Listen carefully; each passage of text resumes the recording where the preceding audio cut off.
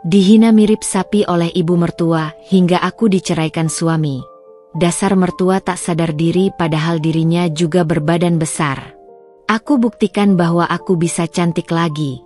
Kini aku sukses menjadi pemilik klinik kecantikan mewah. Halo Bunda, selamat datang kembali ya. Semoga Bunda semuanya dalam keadaan sehat dan bahagia ya. Sebelum masuk ke ceritanya silahkan Bunda-Bunda semuanya absen terlebih dahulu ya. Bunda semuanya dari daerah mana saja. Yang sudah subscribe semoga rezekinya lancar ya. Dapur kecil di sudut rumah itu selalu dipenuhi aroma masakan. Hari itu, semur daging, tumis kangkung, dan tak lupa sambal terasi kesukaan bapak mertua. Aku, Ayu, bergerak cekatan di antara kompor dan meja saji, memastikan semuanya siap sebelum rombongan keluarga berkumpul untuk makan siang. Tanganku terampil mengiris bawang, tapi pikiranku melayang jauh. 3 tahun usia pernikahanku dengan Rio, dan 3 tahun pula aku hidup di bawah bayang-bayang sindiran pedas ibu mertua, Bu Lastri. Suara cicitan minyak panas dari wajan yang sedang kugunakan untuk menumis bumbu, sayup-sayup terdengar kalah oleh lengkingan suara Bu Lastri dari ruang keluarga. Rio, kamu ini kenapa sih tidak pernah cekatan seperti adikmu? Lihat tuh, iparmu, Mas Budi, baru datang langsung bantu angkat kursi. Aku menghela napas. Setiap kali ada acara keluarga, atau bahkan hanya kumpul-kumpul biasa, Bu Lastri selalu punya bahan untuk membandingkan Rio dengan adiknya, Rizal, atau bahkan dengan suami-suami dari anak perempuannya. Rio, suamiku, adalah pria yang baik, jujur, dan penyayang. Ia selalu berusaha keras dalam pekerjaannya sebagai akuntan di sebuah perusahaan swasta. Namun, di mata ibunya, Rio selalu kurang. Dan tak jarang, sindiran itu melipir padaku. Sejak menikah, berat badanku memang sedikit bertambah. Lingkar pinggang yang dulu ramping, kini sedikit lebih berisi. Aku tahu itu. Stres pekerjaan, kebiasaan makan camilan malam, dan kurangnya waktu untuk berolahraga, menjadi biang keladinya. Rio tak pernah mempermasalahkan. Kamu cantik, Yu. Mau gemuk atau kurus, aku tetap cinta, katanya suatu malam, sambil mengelus pipiku. Aku percaya padanya. Atau setidaknya aku mencoba untuk percaya. Namun, cinta suamiku tak cukup membentengi diriku dari komentar pedas Bu Lastri. Kamu ini, Ayu, kalau jalan, meja dapur ini ikut bergetar, ya? Ibu sampai khawatir lantai rumah bisa ambles. Celetuknya suatu kali, saat aku membawakan nampan berisi teh. Aku hanya bisa tersenyum kaku, menunduk, dan buru-buru meletakkan nampan. Rasanya seperti ada belati tak terlihat yang menusuk ulu hatiku. Ayu, sudah siap makanannya. Suara ibu mertua kini terdengar lebih dekat, disusul derap langkahnya yang berat. Jantungku berdebar. Dia datang. Aku berbalik, mencoba tersenyum sealamiah mungkin. Sudah, Bu. Tinggal hidangkan saja. Matanya menyapu tubuhku dari atas ke bawah, berhenti sejenak di bagian pinggangku. Pantas saja gerakmu jadi lambat begini. Yu, badannya kok ya makin berisi. Nanti kalau hamil, bisa-bisa pintu kamar mandi tidak muat, ujarnya, diselingi tawa kecil yang terdengar sumbang di telingaku. Wajahnya menunjukkan ekspresi seolah-olah ia baru saja melontarkan lelucon paling lucu di dunia. Tapi di matanya, aku melihat sorot penilaian yang menghakimi. Kata-kata itu bagaikan tamparan keras. Aku menelan ludah, mencoba mencari respons yang tepat, namun lidahku keluh. Bukan hanya karena penghinaan itu, tapi karena ironi yang menyertainya. Bu Lastri sendiri adalah wanita bertubuh besar. Bahkan mungkin lebih besar dariku. Pakaiannya seringkali ketat dan sesak. Namun ia selalu merasa paling berhak mengomentari tubuh orang lain. Aku tak habis pikir, mengapa ia bisa begitu tak peka? Mengapa ia tak pernah berkaca pada dirinya sendiri sebelum melontarkan ucapan yang melukai orang lain? Pertanyaan itu berputar di benakku, membuat hatiku semakin perih. Aku hanya bisa mengangguk pelan, pura-pura sibuk menata piring di meja makan.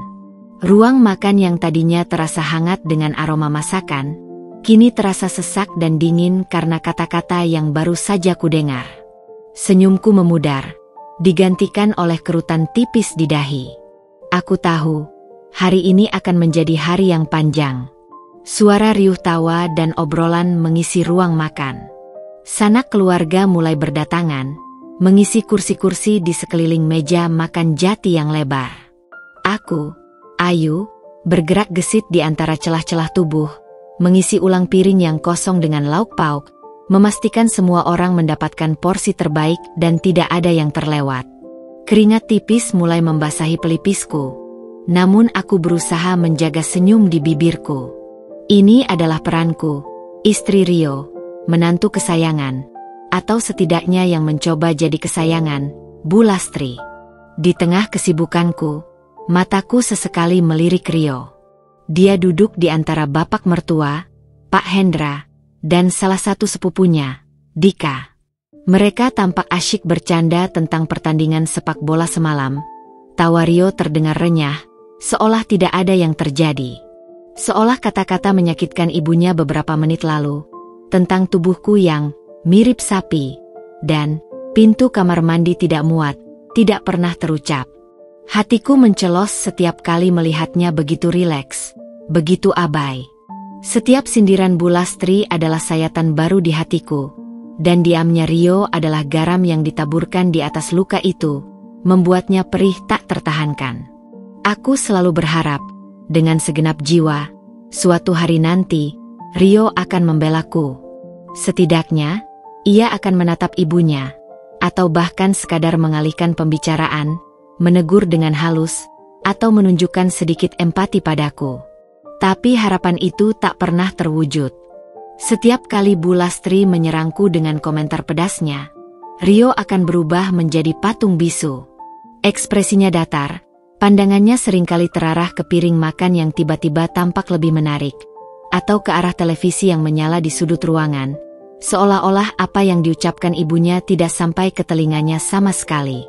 Aku ingat sekali kejadian beberapa bulan lalu, saat kami baru pulang dari sebuah resepsi pernikahan. Aku mengenakan kebaya hijau muda yang baru kubeli, model kutu baru yang kuanggap cukup modern dan pas di tubuhku. Cantik, Yu. Kebaya ini cocok sekali di kamu, puji Rio saat itu, saat kami baru saja masuk pintu rumah. Senyumku mengembang, merasa senang dan dihargai. Namun, kebahagiaan itu pudar seketika saat Bu Lastri muncul dari kamarnya dan melihatku. Ayu, kebaya itu bagus loh, warnanya segar. Tapi kok di kamu jadi kelihatan sesak gitu ya? Perasaan dulu pas ibu lihat di toko, modelnya lebih langsing, katanya dengan nada datar, seolah memberikan kritik membangun yang tak terbantahkan. Ia bahkan sempat menyentuh bahuku, seolah mengukur lebarnya. Rio yang saat itu baru saja memujiku, langsung terdiam. Ia sibuk menaruh kunci motor di gantungan, menghindari kontak mata denganku. Tidak ada pembelaan. Tidak ada tatapan mata yang seolah meminta maaf padaku. Hanya keheningan yang memekakkan telinga. Aku pernah mencoba bicara dengan Rio tentang hal ini. Beberapa kali. Suatu malam, di kamar kami, setelah semua orang tidur dan suasana rumah hening, aku memberanikan diri. Lampu kamar sudah redup, hanya menyisakan penerangan dari lampu tidur. Aku membalikkan badan menghadapnya. Rio, panggilku pelan. Aku sedih kalau ibu bicara begitu terus tentang tubuhku. Apa kamu tidak bisa menegur ibu, atau setidaknya bilang sesuatu? Rio menoleh, raut wajahnya tampak lelah, seolah baru saja menanggung beban berat seharian. Ia menghela napas panjang, memejamkan mata sejenak. Aduh, Yu, jangan dibesar-besarkan. Ibu kan memang begitu orangnya, ceplas-ceplos. Kamu tahu sendiri kan? Ia membuka mata, menatap langit-langit kamar. Sudahlah, jangan terlalu dimasukkan ke hati. Ibu cuma bercanda. Lagi pula, kalau aku tegur ibu, nanti dia malah marah dan suasana jadi tidak enak. Aku tidak mau itu. Canda? Bagiku, itu bukan canda. Itu adalah hinaan yang berulang, disuarakan dengan sengaja untuk menusuk. Dan respons Rio, yang selalu menganggap remeh perasaanku, yang selalu mengutamakan suasana tidak enak daripada perasaanku, membuatku merasa semakin sendiri dan tidak berharga. Aku merasa tidak hanya dihakimi oleh ibu mertua, tapi juga tidak didukung dan dilindungi oleh suamiku sendiri. Ada dinding tak terlihat yang mulai berdiri di antara kami, menjulang tinggi, dibangun dari batu bata bernama diam, rasa tidak dipahami, dan prioritas yang berbeda. Hari itu, di meja makan yang ramai, aku merasakan kembali dinding itu tumbuh semakin tinggi dan kokoh. Aku melihat Bu Lastri yang tertawa lepas, mengobrol seru dengan kerabat, sesekali melirikku dengan tatapan penuh kemenangan, seolah berkata, "Rasakan itu." Lalu pandanganku beralih pada Rio, yang kini sibuk mengambil lauk semur daging. Bibirnya tersenyum lebar saat dia bercanda dengan pamannya. Senyum itu terasa begitu asing bagiku saat itu, seperti senyum orang asing yang tak kukenal lagi. Pikiranku berputar pada kenangan sebelum menikah. Rio yang romantis, selalu mendengarkan keluh kesahku, tak pernah lelah menghiburku, dan berjanji akan selalu ada untukku. Dia yang dulu selalu membelaku saat ada yang mencoba menjatuhkanku. Kemana perginya Rio yang itu? Apakah pernikahan ini, dengan segala dinamikanya bersama keluarga besarnya yang kompleks, telah mengubahnya menjadi pria yang acuh tak acuh ini? Atau, apakah aku yang terlalu naif berharap dia akan berubah menjadi pahlawan bagiku, padahal ia hanyalah seorang anak yang tak berdaya di hadapan ibunya sendiri? Aku menuangkan es teh ke gelas kosong salah satu keponakan Rio. Tanganku sedikit bergetar, hampir membuat es batu berjatuhan. Rasanya ada yang tercekat di tenggorokanku, seolah ada gumpalan pahit yang tak bisa kutelan. Makan siang yang seharusnya menyenangkan, hari keluarga yang hangat, kini terasa seperti panggung sandiwara di mana aku harus terus tersenyum, padahal hatiku berdarah dan jiwaku menjerit. Pertanyaan itu terus mengusik, membenamkan diriku dalam dilema yang mendalam. Sampai kapan aku harus menanggung ini semua? Sampai kapan aku harus berpura-pura baik-baik saja dan menelan semua pil pahit ini? Malam tiba, membawa serta kelegaan semu sekaligus kecemasan yang menggerogoti. Para kerabat sudah pulang satu persatu, meninggalkan keheningan yang kini terasa jauh lebih menyesakkan daripada keramaian tadi siang. Rumah Bu Lastri, yang tadinya riuh, kini terasa kosong dan dingin. Aku dan Rio masih tinggal di sana, di salah satu kamar tamu di lantai 2. Kami memang berencana untuk mencari rumah sendiri setelah tabungan mencukupi. Namun dengan kondisi keuangan Rio sebagai akuntan muda dan aku yang hanya bekerja paruh waktu sebagai desainer grafis lepas, rencana itu kini terasa semakin jauh, terkubur di bawah tumpukan masalah dan tekanan yang tak pernah terselesaikan. Setiap hari yang kulewati di rumah ini terasa seperti menunda hidupku sendiri. Aku melangkahkan kaki perlahan menuju kamar. Setiap langkah terasa berat, seolah memikul beban tak kasat mata. Di depan pintu, aku sempat berhenti, menarik napas dalam-dalam, seolah sedang bersiap menghadapi medan perang baru yang tak terhindarkan. Pertempuran batin antara keinginan untuk menyuarakan rasa sakit dan ketakutan akan respons yang sama. Di dalam, Rio sudah merebahkan diri di ranjang, membelakangiku, punggungnya membentuk bukit di bawah selimut, sibuk dengan ponselnya. Cahaya biru dari layar gawai itu menerangi sebagian kecil wajahnya. Aku melepas jilbab dan melonggarkan pakaian, merasakan beban hari itu masih menempel kuat. Tak hanya di tubuhku yang terasa pegal, tapi juga di batinku yang lelah. Rio, panggilku pelan. Setelah beberapa saat, aku berharap dia akan berbalik, menatapku, dan bertanya ada apa. Ada secercah harapan kecil bahwa kali ini akan berbeda. Namun, Ia hanya bergumam tanpa mengalihkan pandangan dari layar ponselnya. Gumamnya. Suaranya sedikit teredam oleh bantal. Aku mendekat, duduk di tepi ranjang. Aku benar-benar tidak nyaman dengan perkataan ibu hari ini, kataku, mencoba menahan getaran dalam suaraku. Rasanya, aku dihina di depan banyak orang. Itu membuatku sangat malu dan sedih. Akhirnya, Rio meletakkan ponselnya dengan sedikit hentakan di sisi ranjang, membalikkan badan, namun tatapannya masih kosong dan jauh. Ia menatap langit-langit kamar, menghela napas, gestur yang sangat familiar bagiku. Selalu muncul setiap kali aku mencoba membahas masalah ini dengannya. Ya ampun, Yu. Kan sudah kubilang berkali-kali, ibu itu memang begitu orangnya. Ceplas-ceplos. Tidak usah terlalu dipikirkan sampai segitunya. Dia kan ibuku.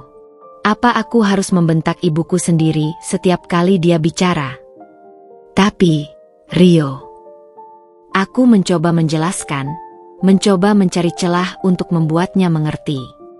Ini bukan hanya sekali dua kali. Ini sudah sering terjadi. Setiap ada kesempatan, ibu selalu menyinggung soal berat badanku. Aku tahu aku memang sedikit berisi. Aku akui itu. Tapi kan tidak perlu terus-terusan seperti itu. Apalagi dia sendiri. Aku menggantung kalimatku, ragu untuk menyelesaikan bagian tentang tubuh Bulastri yang juga besar. Aku tahu itu akan memicu kemarahannya. Dan benar saja. Rio bangkit duduk, menoleh cepat padaku, tatapannya kini lebih tajam. Seolah aku telah melontarkan tuduhan besar yang tidak termaafkan. Dia sendiri kenapa? Maksudmu, ibu juga gemuk begitu? Jangan bicara sembarangan. Yuh, jaga ucapanmu. Itu ibuku. Nada suaranya meninggi, membela ibunya dengan cara yang sangat protektif. Cara yang tak pernah ia tunjukkan untukku saat aku membutuhkan. Aku terdiam, sakit hati tak terkira. Dadaku terasa sesak. Aku hanya ingin dia mengerti perasaanku, hanya ingin dia sedikit saja berpihak padaku, atau setidaknya merasakan apa yang kurasakan. Hanya ingin dia menjadi suamiku, bukan hanya anaknya. Aku hanya ingin kamu mendukungku, Rio. Aku merasa sendirian menghadapi ini semua. Lirihku, air mata mulai menggenang dan tak bisa kutahan lagi, mengalir membasahi pipi. Rio mengusap wajahnya kasar dengan kedua telapak tangan, ekspresinya frustrasi. Aku mendukungmu, ayo. Tentu saja aku mendukungmu. Tapi bukan berarti aku harus bertengkar dengan ibuku setiap kali dia bicara.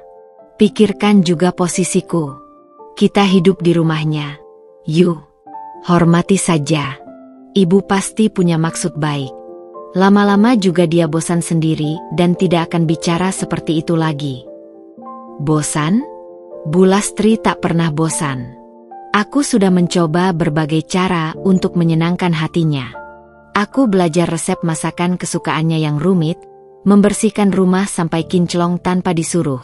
Selalu siap sedia jika dia butuh bantuan. Aku berusaha menjadi menantu yang sempurna. Tapi seolah semua itu tak ada artinya di matanya. Aku hanyalah menantu berbadan besar yang selalu menjadi bahan ledekan. Sebuah subjek yang sempurna untuk meredakan kebosanan dan melampiaskan frustrasinya. Malam itu, aku berbalik dan memunggungi Rio. Air mataku mengalir tanpa suara, membasahi bantal. Aku merasa begitu kecil, tak berdaya, dan begitu kesepian. Beban di pundakku terasa semakin berat, bukan hanya karena sindiran ibu mertua yang tak ada habisnya, tapi juga karena kesadaran pahit bahwa aku sendirian dalam menghadapi ini. Suamiku, orang yang seharusnya menjadi bahu tempatku bersandar dan pelindungku, justru menjadi dinding yang memisahkanku dari solusi, atau bahkan sekadar pengertian. Aku tahu Rio mencintaiku dengan caranya, tapi caranya itu terasa sangat menyakitkan, dan perlahan-lahan mengikis habis sisa-sisa kekuatanku. Aku tidak tahu lagi harus bagaimana. Masa depanku, rumah tanggaku, terasa gelap dan tanpa arah. Minggu-minggu berikutnya terasa seperti siksaan yang tak berkesudahan. Atmosfer di rumah Bu Lastri semakin pekat dengan ketegangan yang tak terucap, seperti kabut tebal yang menyelimuti seluruh ruangan.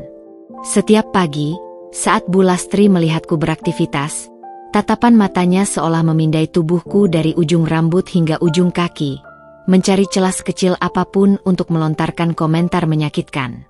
Setiap kali aku menghela napas, rasanya seperti menghela napas beracun yang ditaburkan oleh sindiran-sindiran tak henti. Dan setiap sore, saat Rio pulang kerja, aku selalu berharap ada sedikit perubahan, sedikit inisiatif darinya untuk menjembatani jurang di antara kami, untuk setidaknya menanyakan perasaanku. Tapi nihil.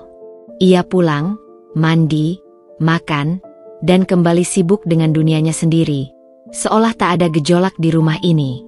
Keadaan ini membuatku semakin menarik diri, seperti cangkang yang menutup rapat. Aku mulai menghindari dapur saat Bu Lastri ada di sana, lebih memilih membersihkan kamar atau melakukan pekerjaan lain yang bisa kulakukan sendirian. Aku juga lebih sering memilih makan di kamar, dengan alasan pekerjaan mendadak atau ingin beristirahat. Sebenarnya, aku hanya ingin menghindari tatapan dan komentar menusuk itu. Rio, yang biasanya makan bersamaku di kamar, kini lebih sering makan sendirian di meja makan, atau terkadang bergabung dengan ibunya. Jarak di antara kami semakin lebar, bukan hanya secara fisik, tapi juga emosional. Ada keheningan yang memekakan telinga di antara kami, padahal kami berada di bawah atap yang sama. Puncak dari semua akumulasi rasa sakit dan frustrasi ini terjadi pada suatu malam yang terasa sangat panjang. Kami sedang duduk di ruang keluarga, menonton televisi. Acara gosip menampilkan selebriti-selebriti dengan tubuh ramping dan paras rupawan. Tiba-tiba, Bu Lastri menunjuk layar dengan telunjuknya yang gempal. Lihat itu. Artis Korea itu badannya bagus sekali ya. Kecil, langsing, enak dilihat. Kakinya juga jenjang, serunya. Suaranya sengaja dikeraskan agar aku mendengarnya. Matanya melirikku sekilas, seolah ingin memastikan aku menangkap pesannya. Aku pura-pura tidak dengar. Pandanganku terpaku pada layar. Meskipun yang kulihat hanyalah bayangan tanpa makna, pikiranku kosong. Beda jauh ya, Bu, sama yang di rumah ini, sambung Rizal, adik Rio, yang duduk di sofa sebelah ibunya. Ia terkekeh kecil. Tawa remeh yang terasa menusuk ulu hati. Rizal, yang selalu menjadi anak emas Bu Lastri, memang seringkali ikut-ikutan menyindirku, mungkin untuk menyenangkan ibunya atau hanya sekadar ikut arus. Biasanya Rio akan diam, menunduk, atau sibuk dengan ponselnya. Tapi malam itu, yang membuatku semakin terkejut dan marah, ia hanya tersenyum tipis, bahkan tanpa menatapku. Senyum yang terasa mengkhianati. Jantungku berdebar kencang, memompa darah dengan kecepatan yang abnormal. Rasanya ada sesuatu yang mendidih di dalam diriku, sebuah gunung berapi yang telah lama kutahan untuk tidak meletus. Aku merasa wajahku memerah, bukan lagi karena malu seperti yang sudah-sudah, tapi karena amarah yang kini mulai membakar seluruh jiwaku. Aku sudah mencoba bersabar, mencoba mengerti, mencoba menahan diri, menelan semua pil pahit itu. Tapi rasanya sudah sampai pada batasnya. Cangkangku tak mampu lagi menahan tekanan. Iya, Bu, memang beda jauh, kataku tiba-tiba. Suaraku sedikit lebih tinggi dari biasanya, menarik perhatian mereka semua. Suara sendok yang beradu dengan piring di tangan Bu Lastri pun terhenti. Rio menoleh cepat, ekspresinya terkejut. Matanya membesar. Bu Lastri dan Rizal pun mengalihkan pandangan kepadaku, terkejut dengan keberanianku. Aku berdiri, memegang cangkir teh yang sudah kosong di tanganku, mencoba berbicara setenang mungkin meskipun napasku tersengal dan dadaku bergemuruh. Memang beda jauh. Mereka artis, Bu. Pekerjaan mereka memang dituntut untuk punya penampilan seperti itu. Saya ibu rumah tangga biasa yang juga bekerja keras, Bu. Saya juga punya pekerjaan lepas sebagai desainer grafis. Dan saya punya prioritas lain dalam hidup selain melulu soal ukuran badan. Aku sengaja menekankan kata kesehatan, sembari melirik singkat ke arah Bu Lastri yang sering mengeluh pegal-pegal dan sesak napas karena bobot tubuhnya sendiri, namun tak pernah mau mengurangi porsi makannya. Suasana hening seketika, seperti teater yang tiba-tiba mati lampunya. Raut wajah Bu Lastri berubah keruh, merah padam, matanya memicing menatapku, seolah tak percaya ada menantu yang berani melawan. Rizal menatap ibunya, lalu menatapku bergantian. Rio, yang duduk di sampingku, akhirnya bersuara, namun bukan pembelaan. "Ayu, sudah, jangan begitu. Ibu kan cuma bicara biasa saja," bisiknya, nadanya memperingatkan, seolah akulah yang bersalah karena telah merusak suasana. Tangannya sempat memegang lenganku, mencoba menenangkanku. Mendengar itu, api dalam diriku semakin membesar, membakar habis sisa-sisa kesabaranku. Rio selalu menyalahkanku, selalu menganggapku yang memulai masalah, padahal mereka yang lebih dulu melukai, berulang kali, tanpa henti. Aku merasa semua kesabaranku selama ini, semua pengorbananku, semua upaya untuk menjadi menantu yang baik, seperti tak ada artinya. Perasaan dilecehkan, tidak dihargai, dan sendirian dalam pernikahan ini, mencapai puncaknya. Aku tahu, aku tidak bisa lagi terus-menerus menelan semua ini. Titik didih itu sudah terlihat jelas di depan mata, dan aku merasa, sebentar lagi, gunung berapi di dalam diriku akan meletus.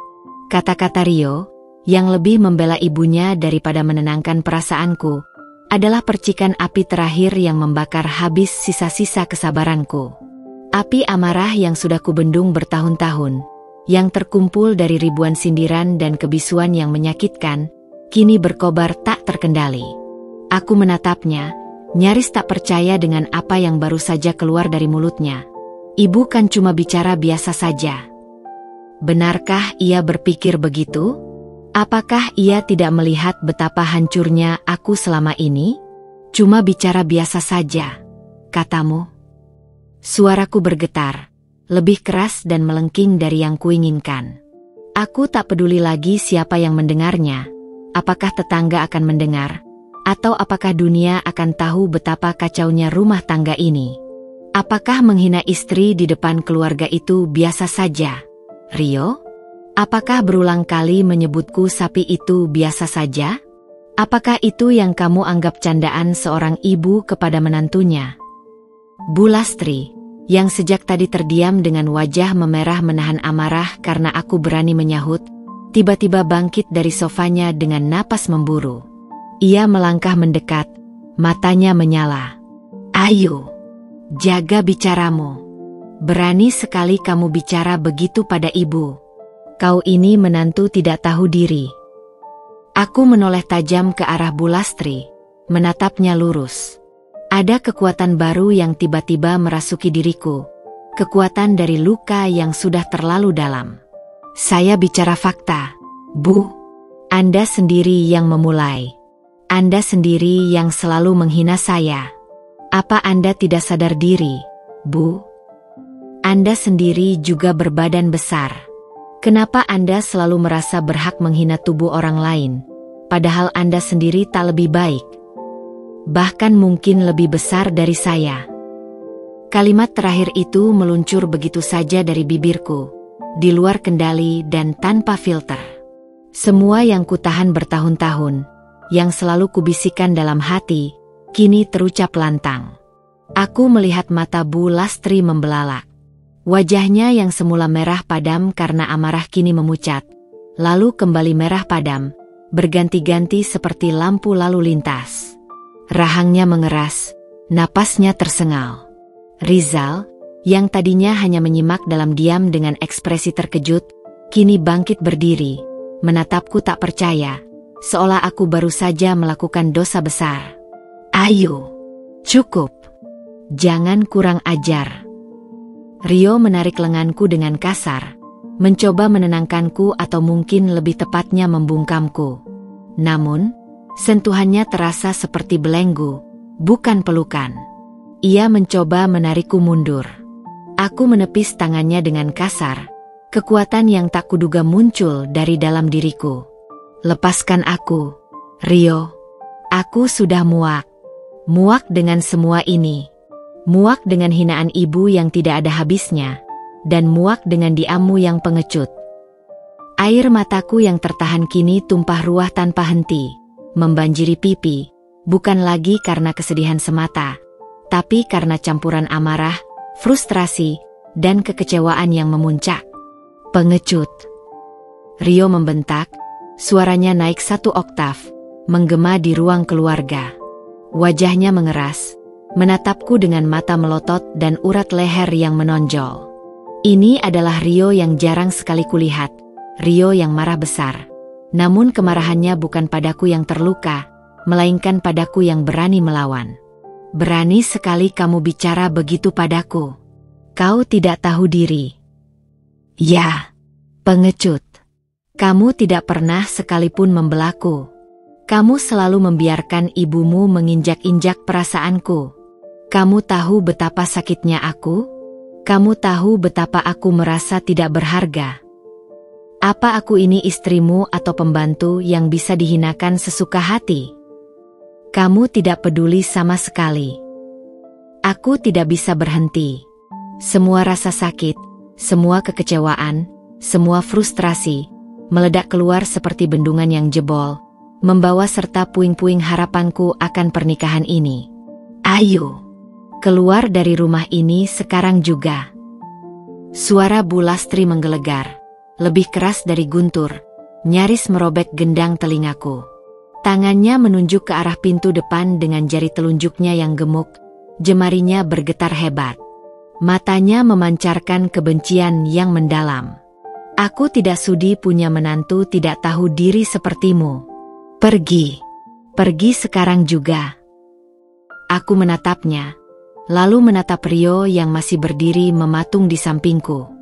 Wajahnya menunjukkan keterkejutan, kemarahan, dan juga sedikit ketidakberdayaan yang menyedihkan.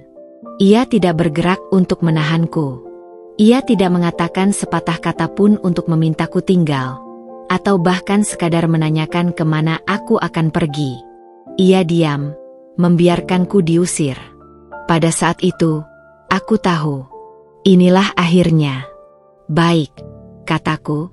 Suaraku serak karena tangis dan amarah, namun penuh dengan tekad yang baru kutemukan. Aku akan pergi. Aku akan pergi dari rumah ini, dan aku akan pergi dari kehidupan kalian semua. Kalian tidak akan melihatku lagi. Tanpa menunggu balasan atau sekadar berbalik, aku berbalik badan, berlari menaiki anak tangga menuju kamar di lantai atas. Air mataku menutupi pandanganku. Tapi kakiku melangkah mantap. Aku meraih tas ransel kecilku yang tergeletak di sudut. Dengan tangan gemetar memasukkan beberapa pakaian seadanya, dompet, ponsel, dan charger. Pikiranku kalut. Tetapi satu hal yang sangat jelas. Aku tidak bisa lagi bertahan di sana, di neraka ini. Aku menuruni tangga dengan tergesa-gesa, melewati ruang keluarga tempat mereka, Bu Lastri, Rio, dan Rizal, masih berdiri dalam keheningan yang tegang. Aku tidak menoleh. Aku membuka pintu depan, dan tanpa ragu, melangkah keluar, menembus ambang pintu yang selama ini terasa seperti penjara bagiku. Udara malam yang dingin menyambutku, menusuk kulit, seolah memberiku pelukan kesepian. Aku tidak tahu kemana aku akan pergi malam itu, tetapi aku tahu, aku tidak akan pernah kembali ke tempat itu, ke kehidupan yang mencekik itu. Kakiku melangkah tanpa arah, menyusuri trotoar yang remang-remang diterangi lampu jalan yang berkedip-kedip. Udara malam Jakarta terasa menusuk tulang, membawa serta kelembapan dan aroma sisa hujan yang baru saja reda. Namun, dinginnya malam tak sebanding dengan kekosongan yang melanda batinku. Langkahku terasa berat, menyeret tubuh yang lelah, namun ada dorongan tak terlihat yang memaksaku terus maju. Aku berjalan terus, entah kemana tujuanku sebenarnya. Yang jelas, aku tidak ingin kembali. Tidak akan pernah kembali ke rumah itu, ke neraka yang telah menghancurkan jiwaku. Ponselku bergetar hebat di dalam saku celanaku. Layar menampilkan nama Rio berulang kali. Namun aku membiarkannya berdering hingga mati. Lalu berdering lagi dan lagi. Kali ini, panggilan masuk dari nomor tak dikenal. Aku yakin itu pasti Bulastri atau Rizal. Ingin melampiaskan kemarahan atau mungkin sekadar memastikan aku benar-benar pergi. Aku mengabaikannya. Untuk pertama kalinya dalam bertahun-tahun, aku merasakan kebebasan yang aneh, terlepas dari jerat tekanan dan sindiran mereka. Namun, kebebasan ini datang bersama dengan rasa kesepian yang mencekam, menusuk hingga ke relung hati. Aku tidak punya tujuan pasti. Rumah orang tuaku? Tidak mungkin. Mereka pasti akan kaget setengah mati melihatku datang di tengah malam dengan kondisi berantakan seperti ini. Aku tidak ingin membebani mereka dengan masalah rumah tanggaku yang hancur. Aku tidak ingin mereka tahu bahwa putri mereka, yang dulu dinikahi dengan penuh harapan dan restu, kini diusir dari rumah suaminya, seolah tak ada harganya. Teman? Aku punya beberapa teman dekat dari kampus, tapi ini terlalu larut malam untuk menelepon mereka. Lagi pula, aku terlalu malu, terlalu hancur, untuk menceritakan secara detail apa yang baru saja terjadi. Bagaimana bisa aku menjelaskan bahwa aku baru saja diusir dari rumah karena terlalu gemuk dan melawan mertua? Langkahku perlahan melambat dan akhirnya terhenti di depan sebuah taman kota yang sepi, nyaris tak ada orang. Beberapa lampu taman redup, menciptakan bayangan-bayangan panjang dari pepohonan rindang. Ada bangku kosong di bawah salah satu pohon. Aku duduk di sana, memeluk lututku yang terasa dingin, dan membiarkan air mata yang tadinya kering karena amarah kini mengalir deras kembali, tanpa suara, tanpa isakan. Aku menangis dalam diam, membiarkan semua rasa sakit, kekecewaan, dan keputusasaan meremukanku. Aku merasa seperti sehelai daun kering yang terlepas dari rantingnya, terombang-ambing tanpa arah di tengah badai kehidupan yang tak terduga. Tiba-tiba, perutku bergemuruh, mengeluarkan suara protes yang keras. Aku belum makan sejak makan siang yang pahit tadi. Energi yang terkuras habis karena ledakan emosi dan tangisan membuatku benar-benar lemas. Aku meraih tasku, merogoh mencari dompet. Uangku tidak banyak. Hanya tersisa beberapa lembar uang tunai dan kartu debit dengan saldo yang tidak terlalu besar. Cukup untuk beberapa kali makan dan mungkin menginap satu malam di penginapan murah. Aku harus berpikir jernih. Aku tidak bisa terus-menerus menangisi nasib.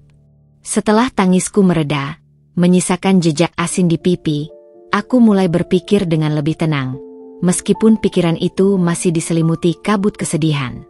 Apa yang akan kulakukan? Kembali ke Rio? Tidak. Itu bukan pilihan. Meminta maaf pada Bulastri? Apalagi itu. Aku tidak akan pernah menginjakkan kaki lagi di rumah itu. Aku harus mandiri. Aku harus bangkit. Aku harus membuktikan pada diriku sendiri, dan mungkin juga pada mereka, pada Bulastri dan Rio yang diam saja, bahwa aku bisa berdiri di atas kakiku sendiri, tanpa terhina dan tanpa diremehkan. Aku akan menunjukkan bahwa aku lebih dari sekadar sapi yang diusir. Keputusan itu terasa berat, seperti beban batu yang baru saja kutemukan, tapi juga memberikan sedikit kekuatan dan tujuan yang baru. Aku mengeluarkan ponselku lagi, kali ini bukan untuk melihat panggilan tak terjawab, melainkan membuka aplikasi peta. Aku mencari penginapan terdekat yang terlihat layak dan terjangkau. Mataku terpaku pada sebuah nama penginapan kecil di ujung jalan. Tidak ada pilihan lain selain memulai dari nol. Bahkan jika nol itu berarti tidur di tempat yang asing, jauh dari semua yang kukenal, jauh dari zona nyamanku yang rapuh. Aku berdiri, mengusap sisa air mata di pipi dengan punggung tangan. Napas dalam-dalam kutarik, mengisi paru-paru dengan udara malam yang dingin namun terasa menyegarkan. Malam itu, di bawah langit asing yang bertabur bintang tipis, namun entah mengapa terasa begitu luas dan penuh kemungkinan, aku membuat janji pada diriku sendiri. Janji untuk bangkit. Janji untuk membuktikan bahwa hinaan mereka tidak akan menghancurkanku, melainkan akan menjadi bara yang membakar semangatku. Aku akan menjadi Ayu yang baru, Ayu yang kuat, yang percaya diri, yang tidak akan lagi membiarkan siapapun menginjak-injak perasaannya. Ini adalah permulaan. Sebuah permulaan yang pahit, penuh luka dan kesepian, tapi juga penuh dengan kemungkinan yang belum terbayangkan. Malam itu, aku menemukan sebuah penginapan kecil yang sederhana, tak jauh dari taman tempatku merenung dalam kesendirian. Namanya, Pondok Damai. Sebuah nama yang terasa ironis mengingat badai emosi dan kehancuran rumah tangga yang baru saja menerjang hidupku. Kamar itu sempit, hanya ada ranjang single, meja kecil yang ringkih, dan kamar mandi dalam yang bersih. Tidak ada jendela, hanya ventilasi kecil. Tapi bagiku, ini adalah sebuah benteng, tempat perlindunganku dari dunia luar yang kejam dan tatapan menghakimi. Aku segera mandi, membiarkan air hangat membasuh fisik yang lelah dan sedikit melonggarkan ketegangan di batinku. Setelah itu, aku merebahkan diri di ranjang yang tidak terlalu nyaman, dan meskipun tubuhku terasa sangat lelah, tidur tak kunjung datang. Pikiranku terus berputar, memutar ulang kejadian tadi malam, menyusun skenario masa depan yang masih buram. Esok paginya, dengan sisa keberanian yang ada dan tekad yang mulai menguat, aku mulai menyusun rencana. Cahaya matahari pagi yang samar menyelinap melalui celah ventilasi, seolah membawa secercah harapan.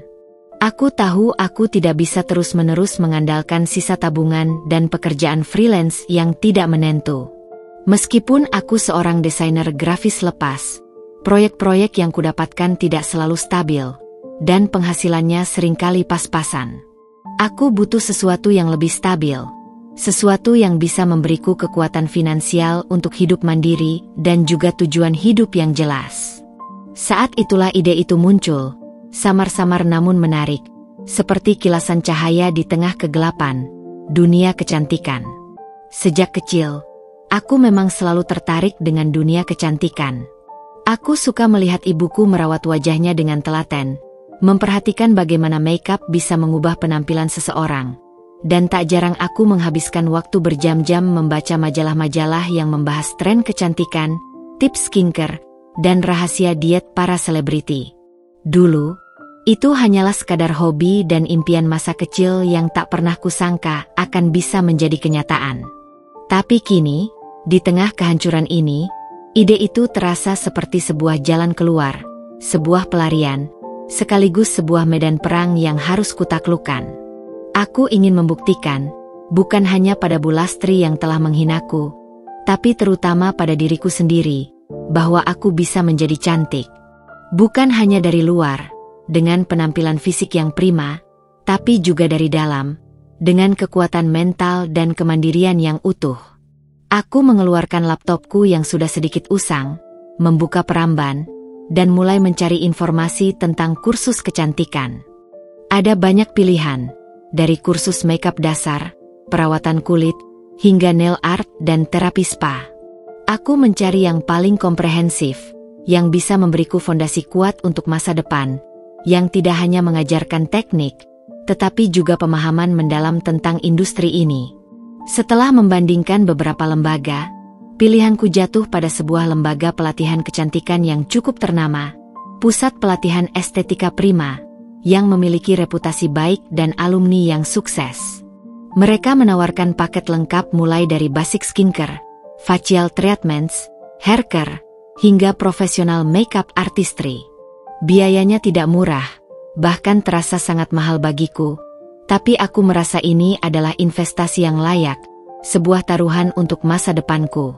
Setelah menghubungi pihak lembaga, aku mendapatkan informasi bahwa mereka akan memulai kelas baru 2 minggu lagi. Ini memberiku sedikit waktu untuk mempersiapkan diri dan, yang terpenting, mencari cara untuk mendapatkan penghasilan tambahan demi membayar biaya kursus dan biaya hidup sehari-hari. Aku mulai mempercepat pengerjaan proyek-proyek desain grafis freelance-ku yang tertunda, bahkan mengambil beberapa proyek dadakan meskipun dengan harga yang lebih rendah dari biasanya.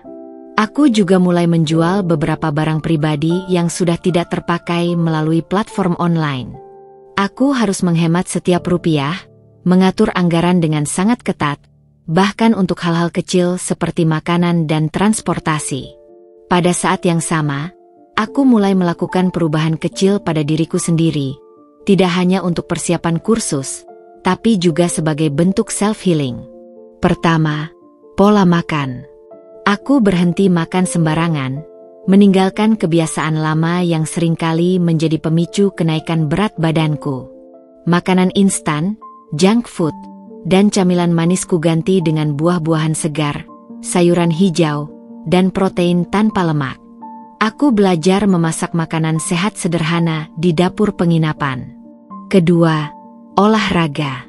Setiap pagi, sebelum memulai pekerjaan desain atau mencari proyek, aku menyempatkan diri berjalan kaki cepat di sekitar area penginapan selama 30-45 menit, atau melakukan workout singkat mengikuti video di YouTube. Tubuhku terasa pegal dan linu di awal, tapi ada sensasi ringan dan segar setelahnya, seolah ada energi baru yang mengalir. Ini bukan hanya tentang menurunkan berat badan, tapi tentang mengembalikan kesehatan fisik dan juga energiku yang terkuras habis. Aku tahu, ini baru permulaan. Jalan masih panjang dan berliku, penuh tantangan yang belum terbayangkan. Aku masih kesepian, masih sering teringat perkataan Bu Lastri yang menusuk dan diamnya Rio yang mematikan. Ada kalanya air mata kembali menggenang di mataku. Tapi setiap kali keraguan itu datang dan mencoba menarikku kembali ke jurang keputusasaan, aku membayangkan wajah mereka, dan itu memberiku kekuatan baru yang luar biasa. Aku akan membuktikan bahwa aku bukan lagi Ayu yang lemah, yang pasrah, dan selalu dihina. Aku adalah Ayu yang baru, yang bertekad untuk bangkit, bersinar, dan tak akan lagi membiarkan siapapun menginjak-injak perasaannya. Benih harapan telah kutanam, dan aku siap merawatnya hingga tumbuh menjadi pohon kokoh. Langkah pertama sudah diambil, kini tinggal melangkah maju. 2 minggu berlalu begitu cepat, seolah waktu berputar lebih kencang, dipenuhi dengan kerja keras tak kenal lelah dan sedikit kegelisahan yang menyelimuti. Aku menghabiskan sebagian besar waktuku di dalam kamar sempit Pondok Damai, di depan laptop usangku, menyelesaikan proyek-proyek desain grafis yang ku kejar siang malam. Setiap rupiah yang kudapatkan adalah tabungan berharga untuk impian baruku, untuk pendidikan yang akan mengubah jalan hidupku. Rasa lelah seringkali datang menyerbu, membuat mataku perih dan tubuhku pegal linu. Tapi bayangan Bu Lastri yang mencemooh dan Rio yang diam membisu selalu menjadi bahan bakar yang membakar semangatku. Aku tidak bisa berhenti, tidak boleh gagal, tidak akan membiarkan mereka melihatku hancur. Pagi itu, dengan jantung berdebar kencang campur aduk antara gugup dan antusias, aku melangkahkan kaki pertama kalinya ke dalam lobi pusat pelatihan estetika Prima. Bangunannya megah, interiornya elegan dan modern, dengan sentuhan minimalis yang menenangkan. Aroma essential oil lavender dan wangi lembut produk kecantikan kelas atas langsung menyambutku, menenangkan saraf sekaligus membangkitkan semangat dan harapan baru. Aku melihat beberapa calon peserta lain, sebagian besar tampak lebih muda dariku, dengan gaya modis dan riasan sempurna yang membuatku sempat merasa sedikit minder. Rambutku yang sederhana dan pakaianku yang seadanya terasa kontras dengan aura mereka. Rasa itu sempat menyergap, bisikan keraguan, tapi aku segera menepisnya kuat-kuat. Aku di sini bukan untuk bersaing penampilan atau gaya hidup, tapi untuk belajar dan mengubah hidup, untuk mengukir jalanku sendiri. Kelas pun dimulai. Instruktur kami, seorang wanita parubaya bernama Ibu Tania, memiliki aura yang tenang namun tegas, dengan senyum ramah yang menenangkan. Suaranya jelas dan penjelasannya lugas.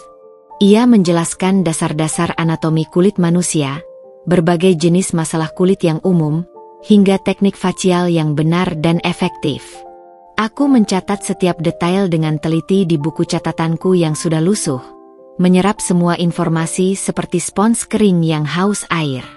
Setiap gerakan tanganku saat berlatih memijat wajah manekin, Setiap diskusi tentang kandungan aktif dalam produk perawatan kulit terasa begitu menarik dan relevan dengan impianku. Aku merasakan koneksi yang kuat dengan bidang ini, seolah inilah jalan yang memang harus kutempuh. Awalnya, keterampilan tanganku masih kaku dan canggung. Maklum, aku tidak pernah serius mendalami ini sebelumnya, hanya sebatas hobi dan rasa penasaran. Ada rasa frustrasi yang mendalam saat hasil facial pada manekin tidak sesuai harapan, atau saat teknik makeup yang kulatih di cermin masih terlihat berantakan dan tidak proporsional. Namun, aku tidak menyerah. Setelah jam pelajaran usai, aku seringkali tetap tinggal lebih lama di ruang praktik, berlatih sendiri hingga larut malam atau memberanikan diri bertanya pada Ibu Tania mengenai detail teknik yang belum kupahami. Ibu Tania, dengan kebijaksanaannya, melihat kegigihanku dan memberiku bimbingan ekstra, memberikan tips-tips berharga yang tidak ada di buku. Selain praktik langsung dan teori kecantikan, kami juga diajarkan tentang etika profesional dalam melayani klien, cara berkomunikasi yang efektif, dan dasar-dasar manajemen salon. Ini adalah hal yang tak kalah penting bagiku, bahkan mungkin lebih krusial. Aku tidak hanya ingin menjadi ahli kecantikan yang terampil, tapi juga seorang profesional yang dihormati, yang mampu membangun dan mengelola bisnisnya sendiri. Aku bahkan mulai mencari buku-buku tambahan tentang bisnis kecil, strategi pemasaran digital, dan branding, melahapnya di sela-sela waktu istirahat atau sebelum tidur. Setiap pengetahuan baru adalah batu bata yang kukumpulkan untuk membangun klinik impianku. Dalam proses ini, perlahan-lahan, aku mulai merasakan perubahan yang mendalam pada diriku sendiri, bukan hanya secara fisik tapi juga mental dan spiritual. Bukan hanya berat badanku yang mulai turun secara konsisten karena pola makan sehat dan olahraga teratur, tapi juga cara pandangku terhadap diri sendiri. Setiap pagi, saat bercermin, aku tidak lagi melihat Ayu yang rapuh, terhina, dan tak berdaya. Aku melihat Ayu yang bersemangat, yang memiliki tujuan, yang bekerja keras untuk mencapai impiannya, dan yang mulai memancarkan aura positif. Lingkaran hitam di bawah mata berkurang, kulitku mulai lebih bersih dan cerah karena aku mempraktikkan langsung apa yang kupelajari di kelas. Aku bahkan mulai memilih pakaian yang lebih rapi, meskipun sederhana, untuk pergi ke kelas, merasa lebih percaya diri dengan penampilanku. Aku ingin tampil profesional, bahkan saat masih menjadi seorang murid.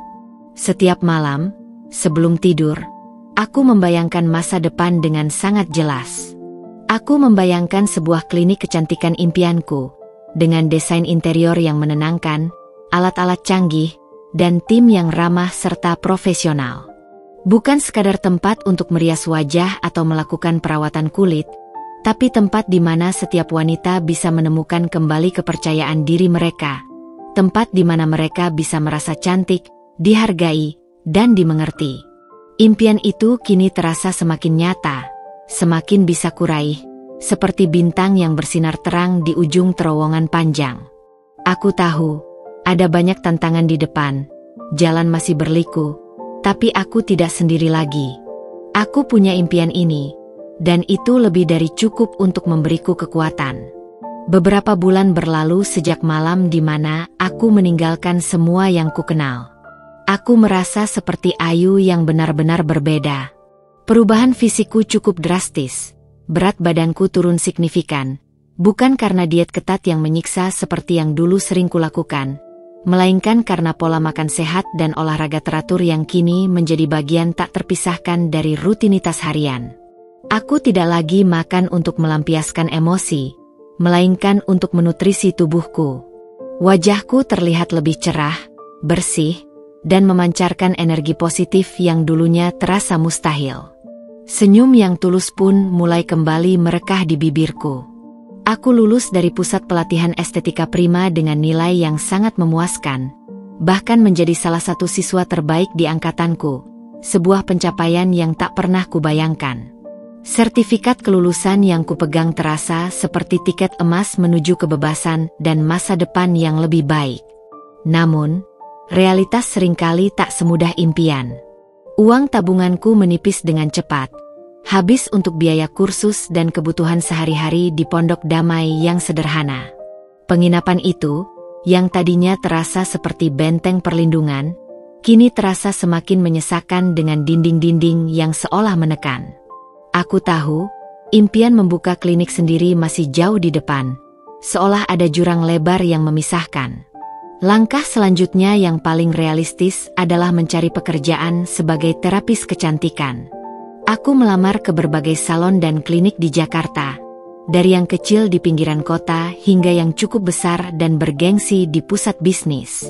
Beberapa kali aku mendapat panggilan wawancara, mengisi lembar tes, dan menjalani skill test, tapi seringkali berakhir dengan penolakan. Alasannya beragam, kurang pengalaman kerja formal, gaji yang tidak cocok dengan penawaranku yang mungkin terlalu tinggi, atau terlalu rendah bagi mereka, atau bahkan karena aku dianggap terlalu tua untuk posisi junior di beberapa tempat yang mencari talenta muda nan segar. Rasanya seperti menghadapi pintu yang tertutup rapat di mana-mana, seolah semua usahaku sia-sia. Rasa putus asa mulai menyergap, menggerogoti semangatku sedikit demi sedikit. Apakah ini akhirnya? Apakah semua kerja kerasku selama ini akan sia-sia? Hanya akan berakhir dengan kembali ke titik nol? Atau bahkan lebih buruk? Malam-malamku kembali dipenuhi kegelisahan, memikirkan masa depan yang tak menentu. Aku sempat terpikir untuk kembali ke kota asalku, menyerah pada impian ini, mencari pekerjaan lain yang lebih aman, melupakan semua yang sudah kulakukan. Tapi bayangan tatapan meremehkan Bu Lastri, yang kini telah berubah menjadi bayangan keberhasilan yang harus kubuktikan, dan Rio yang tak acuh itu kembali membakar tekadku. Tidak, aku tidak akan menyerah. Aku tidak boleh menyerah. Suatu sore yang sendu, saat sedang berselancar di internet mencari lowongan, mataku menangkap sebuah iklan lowongan pekerjaan di sebuah grup media sosial khusus pegiat kecantikan. Sebuah klinik kecantikan baru yang cukup bergengsi di kawasan Jakarta Selatan, Pristine Beauty Clinic, sedang mencari terapis senior. Kualifikasi yang mereka minta cukup tinggi, minimal 2 tahun pengalaman di klinik sejenis, menguasai berbagai teknik facial dan perawatan kulit, serta memiliki sertifikasi yang relevan. Aku tahu aku tidak memenuhi kualifikasi pengalaman itu sepenuhnya. Pengalamanku hanya sebatas praktik intensif di tempat pelatihan, bukan pengalaman kerja di industri. Namun, sesuatu dalam diriku berkata, coba saja. Apa ruginya? Ini mungkin satu-satunya kesempatan yang harus kujemput. Aku mempersiapkan diri dengan sangat matang untuk wawancara itu, melebihi persiapan wawancara apapun sebelumnya. Aku memoles CV-ku, menyoroti semua pelatihan yang telah kuikuti dan predikat terbaik yang kudapatkan. Aku juga menambahkan pengalaman freelance sebagai desainer grafis, mencoba menunjukkan kemampuanku dalam visual, detail, dan pemahaman estetika yang mungkin relevan. Aku berlatih menjawab pertanyaan wawancara di depan cermin berulang kali, menyiapkan jawaban untuk mengatasi kekurangan pengalamanku dengan argumen yang kuat dan percaya diri. Aku bahkan mencari tahu sebanyak mungkin tentang Pristine Beauty Clinic dan pendirinya, visi misi mereka, dan jenis layanan yang mereka tawarkan, berharap bisa membuat kesan yang mendalam. Hari wawancara tiba. Aku mengenakan kemeja putih bersih dan rok pensil hitam yang sudah kususutkan ukurannya, rambutku kuncir kuda rapi, dan pulasan makeup tipis yang menonjolkan fitur wajahku. Aku berusaha tampil profesional, percaya diri, dan kompeten, meskipun jantungku berdebar tak karuan di dalam dada, seperti genderang perang. Ruangan wawancara terasa dingin dan formal. Dan di hadapanku duduk 2 orang wanita berwajah tegas. Ibu Sandra, manajer operasional yang tampak serius, dan Ibu Karina, direktur klinik yang memiliki aura karismatik. Pertanyaan demi pertanyaan meluncur dengan cepat, sebagian besar berfokus pada pengalamanku. Nona Ayu, Anda tidak punya pengalaman bekerja formal di klinik sebelumnya. Bagaimana Anda bisa meyakinkan kami bahwa Anda mampu mengisi posisi terapis senior yang membutuhkan jam terbang tinggi? Tanya Ibu Karina dengan nada skeptis, tatapannya menembusku. Aku menarik napas dalam-dalam, mengumpulkan seluruh keberanianku. Inilah saatnya, kesempatan untuk menunjukkan bahwa aku lebih dari sekadar CV dan angka. Memang benar, Bu, kataku, menjaga kontak mata. Saya tidak memiliki pengalaman kerja formal di klinik sebesar dan sebergengsi Pristine Beauty Clinic. Namun, saya telah menyelesaikan pelatihan intensif di Pusat Pelatihan Estetika Prima dengan predikat terbaik. Saya belajar tidak hanya teori dan praktik yang mendalam, tetapi juga etika profesional, cara berkomunikasi yang efektif dengan klien, dan dasar-dasar manajemen operasional salon yang relevan. Aku mencondongkan sedikit tubuhku, menunjukkan antusiasme. Saya percaya, semangat belajar yang tinggi, dedikasi yang tak tergoyahkan, dan kemampuan adaptasi saya yang cepat, jauh lebih penting daripada sekadar angka tahun pengalaman. Saya sangat bersemangat untuk membuktikan bahwa saya bisa menjadi aset berharga bagi klinik ini. Beri saya kesempatan, dan saya akan bekerja keras 2 kali lipat dari yang lain, belajar lebih cepat, untuk membuktikan kemampuan dan kontribusi saya. Aku melihat Ibu Sandra dan Ibu Karina bertukar pandang. Ada ekspresi pertimbangan yang mendalam di wajah mereka, sedikit keraguan, namun juga sebersit ketertarikan. Mereka mengajukan beberapa pertanyaan teknis lagi mengenai jenis kulit, produk, dan penanganan masalah khusus, dan aku menjawabnya dengan percaya diri, menjelaskan semua yang telah kupelajari dari buku maupun praktik. Wawancara itu berlangsung hampir 1 jam. Terasa seperti ujian akhir yang sebenarnya. Saat keluar dari ruangan, aku merasa lega karena sudah melakukan yang terbaik, namun tetap cemas menanti hasilnya. 2 hari kemudian, di sore hari yang cerah, ponselku berdering. Ada nomor tak dikenal terpampang di layar. Jantungku berdetak kencang, berirama tak beraturan. Aku mengangkatnya dengan tangan sedikit gemetar. "Selamat siang, dengan Ayu?" Suara seorang wanita yang ramah menyapa. "Ya, saya Ayu. Kami dari Pristine Beauty Clinic. Kami ingin memberitahukan bahwa Anda diterima sebagai terapis di klinik kami. Kami terkesan dengan semangat dan potensi Anda. Anda bisa mulai bekerja minggu depan, hari Senin." Napasku tertahan. Sebuah senyum lebar merekah di bibirku, dan air mata kebahagiaan tiba-tiba menggenang di pelupuk mata, mengaburkan pandanganku. Akhirnya, ada pintu yang terbuka, sebuah harapan yang nyata. Ini bukan hanya sebuah pekerjaan, tapi sebuah kesempatan besar, sebuah titik balik yang mengubah segalanya. Langkah pertama menuju impianku telah berhasil kuraih, dan rasanya manis sekali. Aku tahu, perjuangan belum berakhir. Justru ini baru permulaan, tapi setidaknya, kini aku punya pijakan yang kuat untuk memulai segalanya. Minggu pertama di Pristine Beauty Clinic terasa bagaikan mimpi yang menjadi kenyataan. Sebuah kontras nyata dari hari-hari suram yang telah kulewati. Gedung klinik itu menjulang megah, berdiri kokoh dengan arsitektur modern minimalis.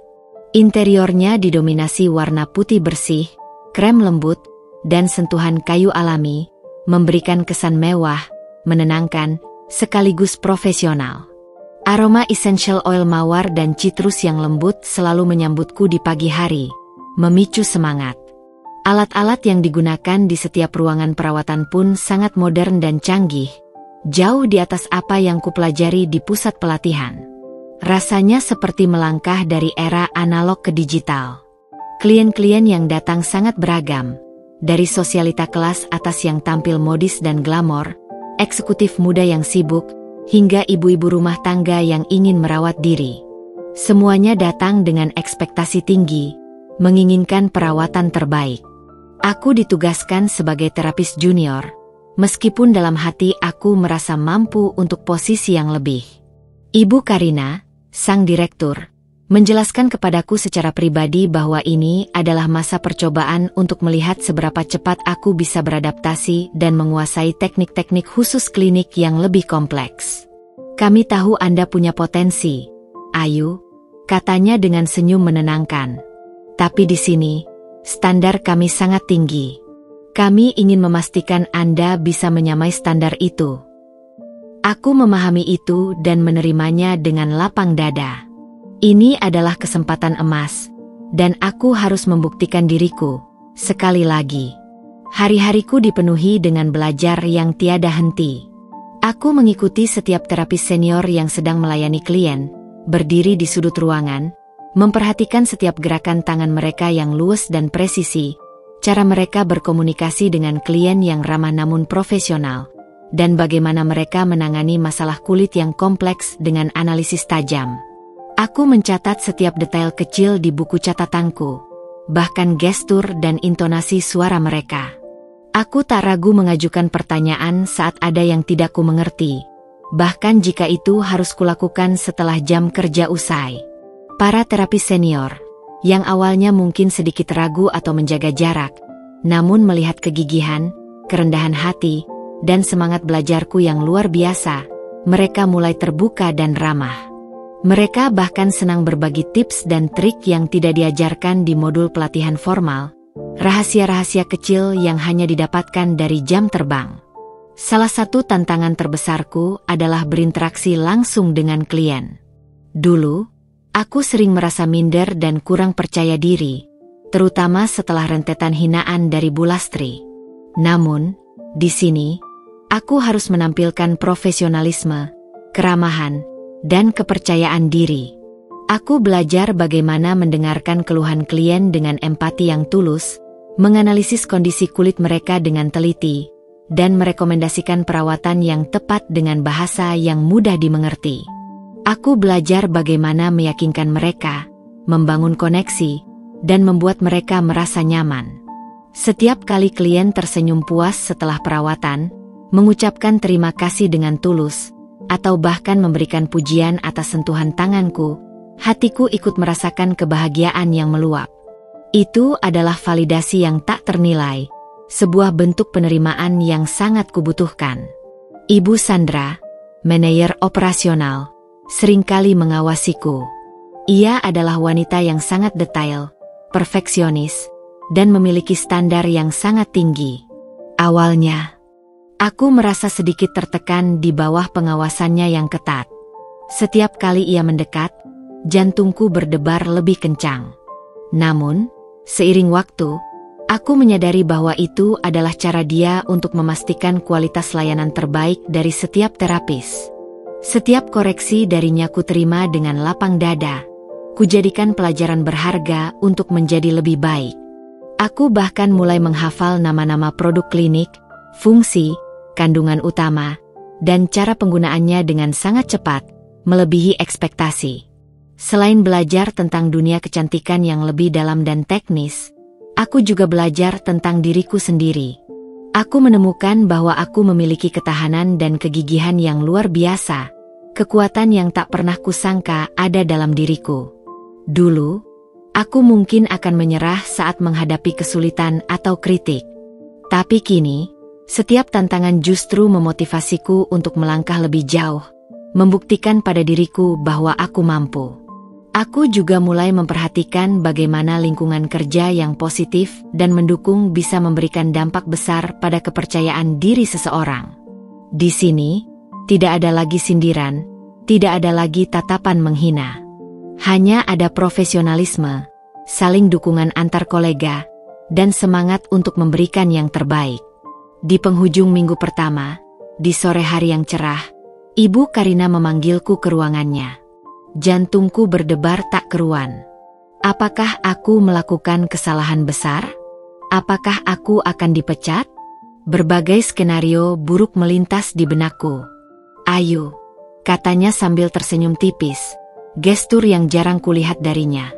Ia menunjuk kursi di depannya, mengundangku duduk. "Saya terkesan dengan progresmu. Kamu sangat cepat belajar, inisiatifmu tinggi, dan memiliki etos kerja yang luar biasa. Saya tidak menyangka kamu bisa beradaptasi secepat ini, mengingat minimnya pengalaman formalmu sebelumnya." Matanya menatapku dengan sorot kekaguman yang tulus. Napasku tertahan. Sebuah beban berat yang selama ini kupikul terasa terangkat seketika dari pundakku. "Mulai minggu depan, Kamu akan resmi menjadi terapis reguler kami, Ayu. Bukan lagi terapis junior.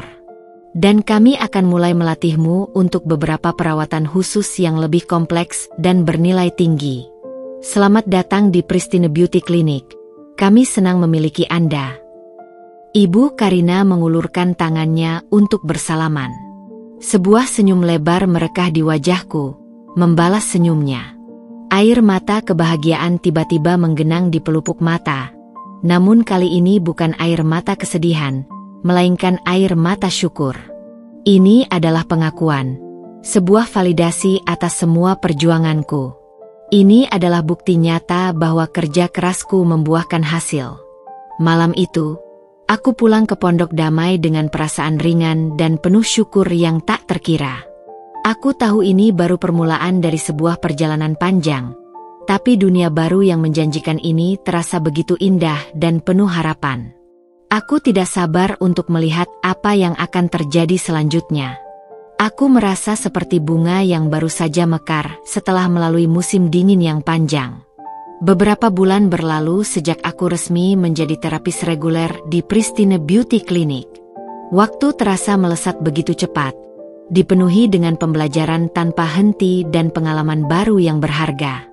Kemampuanku berkembang pesat, jauh melampaui apa yang kubayangkan. Aku bukan hanya menguasai berbagai teknik facial dan perawatan kulit yang kompleks dengan presisi, tetapi juga mampu membangun hubungan baik dengan klien. Dengan sentuhan tangan yang lembut, senyum yang tulus, dan kemampuan mendengarkan keluhan mereka dengan empati, aku berhasil meraih kepercayaan banyak orang. Tak heran, banyak klien yang secara khusus meminta untuk dirawat olehku, memuji hasil perawatanku yang memuaskan dan kenyamanan yang kurasakan saat bersamaku. Aku belajar bahwa kecantikan sejati tidak hanya tentang teknik yang sempurna atau produk mahal, tetapi juga tentang memberikan kenyamanan, rasa percaya diri, dan mendengarkan dengan hati kepada orang lain. Gajiku kini stabil, bahkan lebih dari cukup untuk menopang hidup layak di ibu kota yang serba mahal ini. Aku tidak lagi tinggal di Pondok Damai yang sempit dan pengap. Dengan tabungan yang terkumpul, aku pindah ke sebuah apartemen studio kecil yang lebih nyaman, tidak terlalu jauh dari klinik, lengkap dengan dapur mini dan pemandangan kota. Hidupku terasa mulai tertata, seolah kepingan-kepingan puzzle yang berserakan kini mulai menemukan tempatnya. Aku bahkan mulai menyisihkan sebagian kecil penghasilanku untuk mewujudkan impian besarku yang terasa semakin nyata, memiliki klinik kecantikan sendiri. Aku menamai rekening tabungan khusus itu, Dana Impian Ayu. Meskipun hidupku telah berubah drastis, menjadi lebih baik dari yang pernah kuramalkan, terkadang bayangan masa lalu masih menghantui. Sesekali, di tengah keheningan malam, ingatan akan kata-kata pedas Bu Lastri dan diamnya Rio masih berkelebat, meninggalkan jejak perih di hatiku. Aku tidak pernah mencoba menghubungi Rio, dan dia juga tidak pernah mencoba menghubungiku lagi setelah malam dramatis itu. Bahkan saat hari raya tiba, tidak ada ucapan selamat. Aku tidak tahu bagaimana kabarnya, atau bagaimana kabar ibu mertua. Jujur, di satu sisi aku merasa lega karena terbebas dari mereka, namun di sisi lain, rasa sakit dari penghinaan dan pengkhianatan mereka masih membekas, menjadi pengingat yang kuat tentang dari mana aku berasal dan seberapa jauh aku telah melangkah. Rasa benci itu telah berubah menjadi bara api motivasi. Suatu siang yang cerah, saat jam makan siang, aku sedang berjalan kaki santai menuju sebuah kafe cozy yang menjadi favoritku di dekat klinik.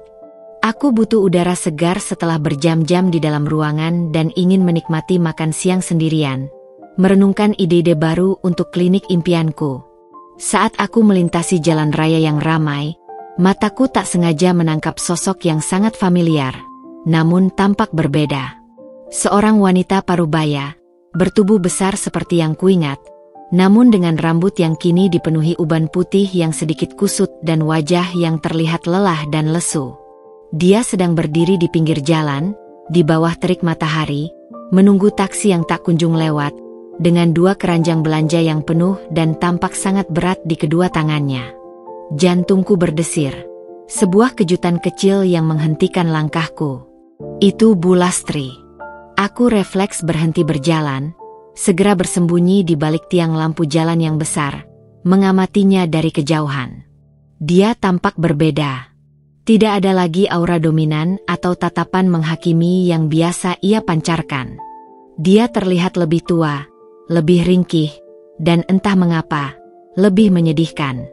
Aku melihatnya mencoba mengangkat salah satu keranjang belanjaannya yang tampaknya terlalu berat untuknya ke trotoar, tapi tampak kesulitan. Wajahnya mengerut menahan beban. Beberapa orang lewat di sampingnya, sibuk dengan urusan masing-masing. Tapi tidak ada satupun yang berhenti atau menawarinya bantuan. Taksi yang ditunggunya tak kunjung tiba, dan dia terlihat semakin kelelahan di bawah terik matahari. Aku bisa saja terus berjalan, berpura-pura tidak melihatnya. Mengabaikannya, seperti dia mengabaikanku dulu. Membalas dendam dengan cara yang paling manis dan elegan, keacuhan total. Tapi, ada sesuatu dalam diriku yang menolak. Bukan simpati yang mendalam, mungkin lebih ke arah sebuah dorongan tak terjelaskan, keinginan untuk menunjukkan bahwa aku telah berubah, bahwa aku lebih dari sekadar dendam. Aku menarik napas dalam-dalam, mengisi paru-paru. Baiklah, Ayu, bisikku pada diri sendiri. Ini bukan tentang mereka yang melukaimu di masa lalu. Ini tentang dirimu yang sekarang, Ayu yang baru, yang lebih kuat dan berlapang dada. Dengan langkah mantap namun hati-hati, aku keluar dari balik tiang dan mendekatinya. Bu Lastri? Sapaku lembut, suaraku terdengar asing di telingaku sendiri. Dia menoleh, matanya membesar saat melihatku berdiri tepat di depannya. Wajahnya menunjukkan ekspresi terkejut yang luar biasa, tak percaya, dan mungkin sedikit ketakutan atau rasa bersalah. Kedua keranjang belanjaannya nyaris terlepas dari tangannya. Dia menatapku dari ujung kaki hingga kepala, mungkin mencoba mencocokkan Ayu yang di depannya, yang kini mengenakan seragam kerja klinik yang rapi dan elegan. Tubuhku jauh lebih ramping dan sehat dari terakhir kali ia melihatku, dan wajahku memancarkan ketenangan serta kepercayaan diri, dengan Ayu yang ia kenal dulu, yang selalu ia hina. Ayu? Suaranya terbata, seperti orang yang melihat hantu atau seseorang yang tak seharusnya muncul. Kamu kenapa ada di sini? Aku tersenyum tipis, sebuah senyum yang tulus namun menyimpan sedikit misteri. Saya bekerja di klinik kecantikan di dekat sini, Bu, kataku sambil menunjuk ke arah gedung Pristine Beauty Clinic yang megah di seberang jalan. Sepertinya ibu kesulitan membawa barang. Perlu bantuan. Wajahnya masih menunjukkan keterkejutan, namun ada secercah rasa malu dan mungkin sedikit penyesalan yang kini terlihat jelas di matanya. Dia tidak mengucapkan sepatah kata pun untuk menolak atau menerima. Biar saya bantu, Bu, kataku lagi, tanpa menunggu jawabannya. Aku maju selangkah, meraih salah satu keranjang belanjaannya yang berat dan mengangkatnya dengan mudah. Di satu sisi, aku merasa aneh, bahkan sedikit tegang, membantu orang yang dulu telah menghinaku dengan begitu kejam. Namun di sisi lain, aku merasakan kelegaan yang aneh. Ini bukan tentang memaafkan semua yang terjadi begitu saja, melainkan tentang menunjukkan bahwa aku sudah melampaui rasa sakit itu. Aku telah berubah. Aku tidak lagi membiarkan masa lalu mengendalikan diriku. Aku adalah Ayu yang baru. Bu Lastri tampak membeku di tempatnya. Matanya terpaku padaku, tidak berkata sepatah kata pun. Ia menatapku dari ujung kaki hingga kepala, seolah mencoba memastikan apakah sosok di hadapannya ini benar-benar Ayu, menantu yang ia kenal dulu, atau hanya ilusi. Matanya mengikuti setiap gerakanku saat aku mengangkat keranjang belanjaan kedua dengan mudah. Beban itu, yang baginya terasa begitu berat hingga membuat wajahnya memerah, kini terasa ringan di tanganku, seolah tak ada artinya. Mungkin ia melihat perbedaan fisikku yang drastis, tubuhku yang kini jauh lebih ramping, pakaian seragam klinik yang rapi dan elegan, atau mungkin juga ada sesuatu di sorot mataku yang telah berubah, sebuah ketenangan dan kepercayaan diri yang tak pernah ia lihat sebelumnya. "Mau saya bantu sampai mana, Bu?" tanyaku ramah. Suaraku memecah keheningan yang canggung di antara kami. Aku sengaja menjaga nada bicaraku agar tetap netral, tidak terlalu akrab namun juga tidak dingin. Aku tidak ingin dia merasa terlalu tidak nyaman, tetapi juga tidak ingin memperpanjang momen yang terasa seperti tontonan bagi orang lain yang kebetulan lewat. Dia mengedipkan mata beberapa kali, seolah baru tersadar dari lamunan panjang atau mimpi buruk. "Ah, tidak usah. Ayo. Ibu bisa sendiri," jawabnya terbata, suaranya sedikit serak, mencoba merebut kembali keranjang belanjaan dari tanganku. Namun tangannya gemetar, menunjukkan kelemahan yang tak pernah ia perlihatkan sebelumnya. Aku tersenyum tipis, kali ini dengan senyum yang menenangkan. "Tidak apa-apa, Bu. Ini sudah dekat. Saya antar sampai tempat taksi atau sampai rumah ibu saja." Aku tahu persis rumahnya tidak terlalu jauh dari titik ini, hanya beberapa blok. Lagi pula, taksi sulit ditemukan di jam sibuk seperti ini.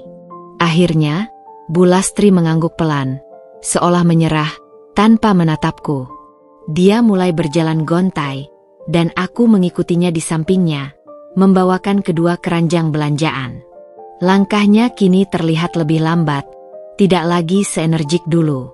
Selama perjalanan singkat yang mungkin hanya memakan waktu 5 menit itu, tidak ada sepatah kata pun terucap.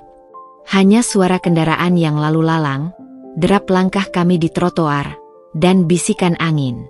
Keheningan itu terasa berbeda dari keheningan mencekik yang dulu ada di antara kami di rumahnya. Kali ini, keheningan itu lebih kepada refleksi, sebuah jeda yang memberikan ruang untuk pikiran masing-masing, memproses pertemuan tak terduga ini. Aku melihat sekeliling. Lingkungan rumahnya tampak tak banyak berubah, namun seolah ada detail-detail kecil yang kini tampak berbeda di mataku. Jalanan yang dulu terasa sempit kini terasa lebih lega. Aku melihat Bu Lastri dari sudut pandang yang sama sekali berbeda. Bukan lagi sebagai mertua yang kejam dan suka menghina, melainkan sebagai seorang wanita parubaya yang terlihat letih, mungkin menghadapi masalahnya sendiri yang tak ku ketahui. Usia memang telah menggerogotinya. Ada kerutan lebih dalam di wajahnya, terutama di sekitar mata dan bibir. Bahunya tampak sedikit membungkuk, dan rambutnya yang beruban kini tidak tertata rapi seperti dulu. Ia terlihat sendirian. Setibanya di depan gerbang rumahnya yang catnya mulai mengelupas, Bu Lastri akhirnya menoleh padaku. Matanya terlihat sendu, tidak lagi memancarkan kemarahan, kebencian, atau kesombongan yang dulu sering kulihat. "Terima kasih, Ayu," katanya pelan, suaranya nyaris berbisik, seperti orang yang kehabisan tenaga. "Maaf sudah merepotkan." Aku menyerahkan keranjang belanjaan kepadanya, memastikan pegangannya pas di tangannya. "Sama-sama, Bu. Kalau begitu saya permisi dulu. Saya harus kembali bekerja. Jam istirahat saya sudah mau habis." Dia hanya mengangguk, masih menghindari tatapanku. Saat aku berbalik untuk pergi, sebuah pikiran melintas di benakku. Sebuah dorongan kuat yang tak bisa kutahan. Aku sudah melangkah sangat jauh dari masa lalu yang menyakitkan itu. Aku sudah membangun kembali diriku dari puing-puing. Mungkin, ini adalah kesempatan terakhir untuk membersihkan hati sepenuhnya, untuk melepaskan sisa-sisa bara dendam yang masih tersisa, dan benar-benar menutup babak ini. "Bu," panggilku, membuat langkahnya terhenti. Ia berbalik perlahan, menatapku dengan tatapan penasaran. Saya tidak tahu mengapa ibu dulu selalu begitu pada saya. Mungkin ibu punya alasan sendiri. Tapi saya sudah memaafkan ibu.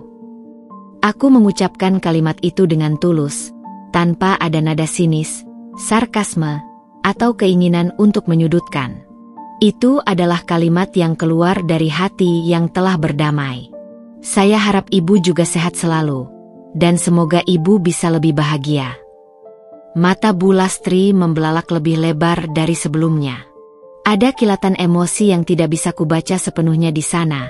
Terkejut, sedikit lega, rasa bersalah yang mendalam, dan mungkin juga penyesalan yang baru saja datang. Dia ingin mengatakan sesuatu, bibirnya sedikit terbuka, mencoba membentuk kata-kata, namun tidak ada suara yang keluar.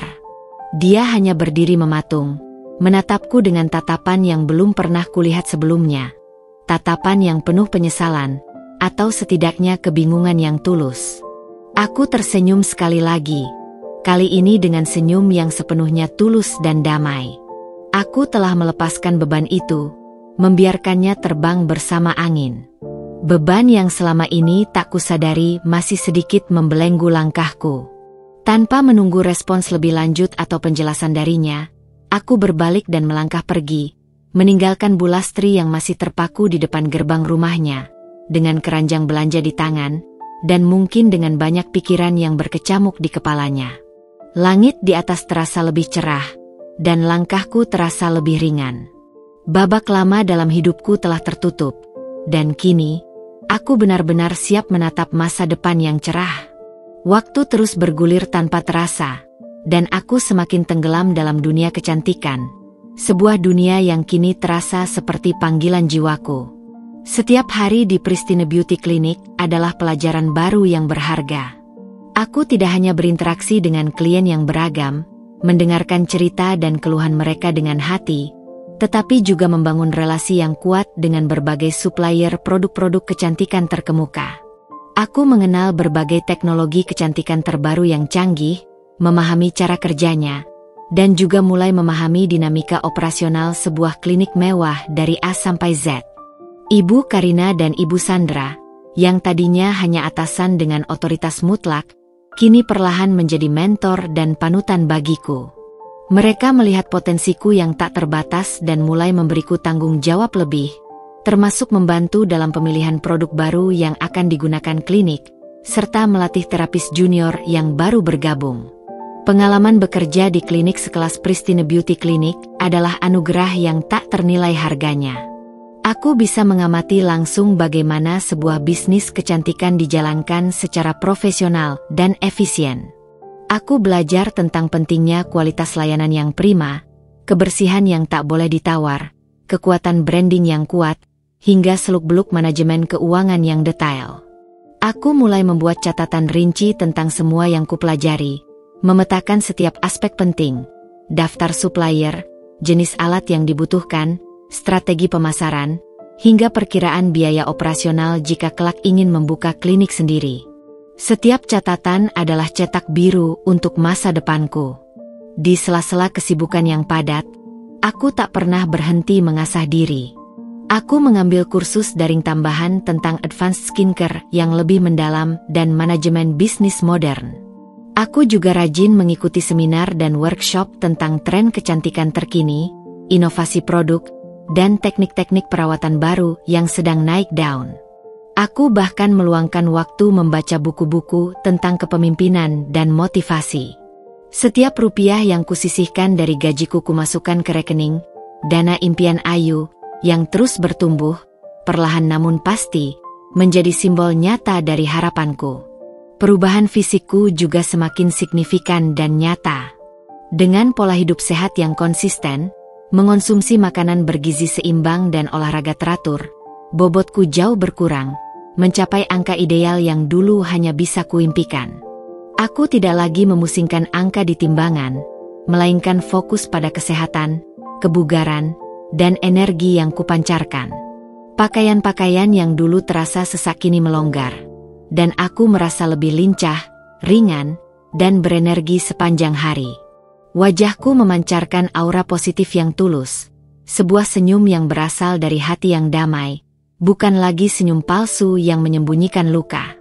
Aku bahkan mulai rutin melakukan pilates dan yoga, yang tidak hanya membentuk tubuhku, tetapi juga membantu mengelola stres dan meningkatkan mood secara keseluruhan. Aku merasa Ayu yang dulu, Ayu yang rapuh, telah sepenuhnya bereinkarnasi. Suatu sore, setelah jam kerja usai dan klinik mulai sepi, Ibu Karina memanggilku ke ruangannya. Aku sedikit tegang, jantungku berdebar tak karuan, bertanya-tanya ada apa gerangan. Apakah ada masalah? Ayu, ada yang ingin saya bicarakan denganmu, ujarnya, wajahnya serius namun tersungging senyum tipis yang menenangkan. Ia mengisyaratkan agar aku duduk. Baik, Bu, jawabku, duduk di kursi empuk di depannya, mencoba menenangkan detak jantungku. Ibu Karina bersandar di kursinya, tatapannya lekat padaku. Saya perhatikan perkembanganmu selama ini, Ayu. Dari hari pertama kamu datang sebagai kandidat, hingga kini menjadi salah satu terapis terbaik kami. Kamu bukan hanya terapis yang terampil dan detail dalam pekerjaanmu, tapi juga memiliki visi dan pemahaman bisnis yang baik. Kamu cepat tanggap, proaktif, dan mampu memotivasi rekan kerja. Saya melihat potensi kepemimpinan yang sangat besar dalam dirimu. Aku mendengarkan dengan saksama, menahan napas, tak berani berkedip. Pujian seperti ini sangat jarang kudengar, apalagi dari seorang direktur. Kami berencana untuk membuka cabang baru di kawasan Jakarta Selatan yang lebih strategis, dekat dengan area perkantoran dan perumahan elit, sekitar awal tahun depan. Lanjutnya, matanya berbinar. Dan setelah berdiskusi dengan Ibu Sandra, kami sepakat bahwa kami ingin kamu menjadi kepala terapis di sana. Kamu akan bertanggung jawab penuh atas operasional tim terapis, mulai dari penjadwalan, pelatihan berkelanjutan, hingga memastikan standar layanan premium di cabang baru tersebut terjaga dengan sempurna. Ini adalah tanggung jawab yang sangat besar, Ayu. Tapi saya yakin kamu mampu. Kamu punya semua kualitas yang dibutuhkan. Aku terdiam sejenak, mencerna setiap perkataannya. Kepala terapis? Ini adalah lompatan besar dalam karirku. Sebuah kepercayaan yang tak pernah kubayangkan akan kudapatkan secepat ini. Gaji yang ditawarkan pun jauh lebih tinggi. Sebuah dorongan signifikan yang akan mempercepat pertumbuhan dana impianku. Aku merasakan mataku mulai berkaca-kaca karena terharu. Ini kesempatan luar biasa, Bu. Saya merasa sangat terhormat dan bersemangat. Terima kasih banyak atas kepercayaan Ibu dan Ibu Sandra. Saya akan lakukan yang terbaik, kataku. Suaraku sedikit bergetar menahan emosi. Ibu Karina tersenyum hangat, mengangguk. Ini bukan hanya tentang kepercayaan, Ayu. Ini tentang melihat hasil dari kerja keras, dedikasi, dan potensi yang kamu miliki. Kamu pantas mendapatkannya. Saya tahu kamu akan berhasil. Malam itu, di apartemen studiku yang kini terasa lebih lapang, aku menatap rekening, dana impian Ayu, di layar laptop. Angka itu sudah cukup signifikan, dan dengan posisi baru ini, ia akan bertumbuh lebih cepat lagi dari perkiraanku.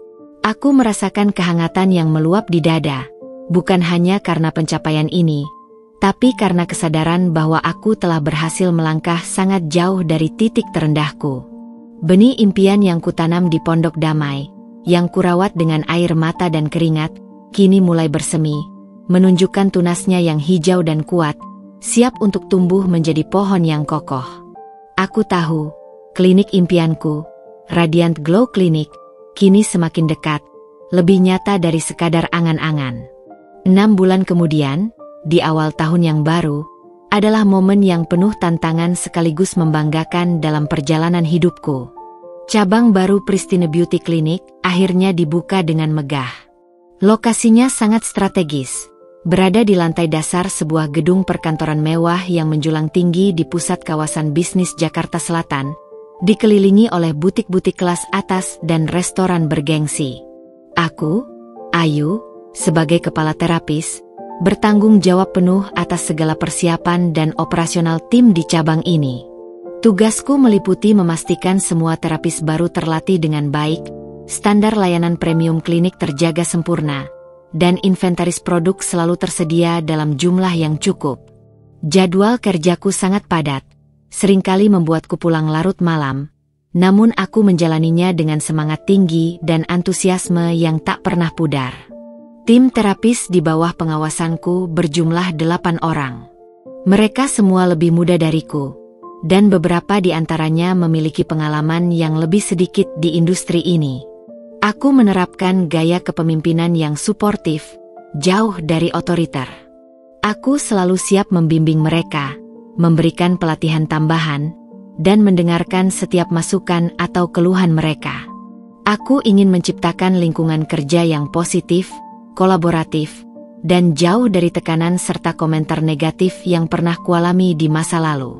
Setiap kali tim berhasil mencapai target, atau saat kami mendapat pujian dari klien atas pelayanan yang prima, aku merasakan kebanggaan yang luar biasa. Ini bukan hanya tentang karirku, tapi tentang bagaimana aku bisa mengangkat potensi orang lain, membimbing mereka untuk menjadi yang terbaik. Klien-klien di cabang baru ini juga tak kalah beragam dan menuntut. Banyak dari mereka adalah profesional muda yang sibuk, pengusaha sukses, dan ibu-ibu modern dari kalangan atas yang memiliki standar tinggi terhadap penampilan dan perawatan diri. Aku harus memastikan setiap perawatan dilakukan dengan sempurna, memberikan hasil yang maksimal sesuai ekspektasi mereka, dan membangun loyalitas klien agar mereka selalu kembali. Aku sering menghabiskan waktu lebih lama untuk memahami kebutuhan spesifik setiap klien, bahkan di luar jam kerja, melakukan riset untuk memberikan rekomendasi terbaik. Aku juga selalu memberikan perhatian ekstra pada detail, karena aku tahu bahwa di segmen ini, setiap detail sangat berarti.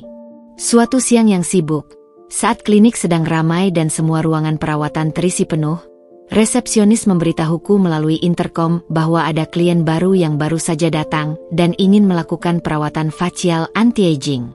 Namanya Nyonya Amara. Aku mengambil chart klien dari resepsionis, mencatat riwayat singkat yang tertera, dan segera menuju ruang perawatan yang sudah disiapkan. Aku menyapa klien dengan senyum profesional dan mempersilakan dia berbaring dengan nyaman di ranjang perawatan yang empuk. Selamat siang, Nyonya Amara. Saya Ayu, terapis Anda hari ini. Ada yang bisa saya bantu dengan perawatan Anda? Ujarku ramah, sambil memposisikan lampu perawatan agar cahaya fokus ke wajahnya. Wanita itu perlahan membuka matanya yang tadinya terpejam, menatapku. Dan di saat itu, duniaku seolah berhenti. Wajah itu, wajah yang sangat familiar, seolah aku pernah melihatnya setiap hari. Mata itu, mata yang dulu selalu melihatku dengan pandangan penuh cinta seorang adik ipar. Namun kemudian berubah menjadi tatapan kosong yang acuh saat aku dihina. Rio? Bisikku. Suaraku tercekat di tenggorokan, keluar tanpa sadar. Bukan, itu bukan Rio. Tapi, dia sangat mirip. Terlalu mirip. Jantungku berdesir, merasakan gelombang emosi yang kompleks. Wanita di hadapanku itu, yang kini berbaring di ranjang perawatan, menatapku dengan kening berkerut, mencoba mengenali.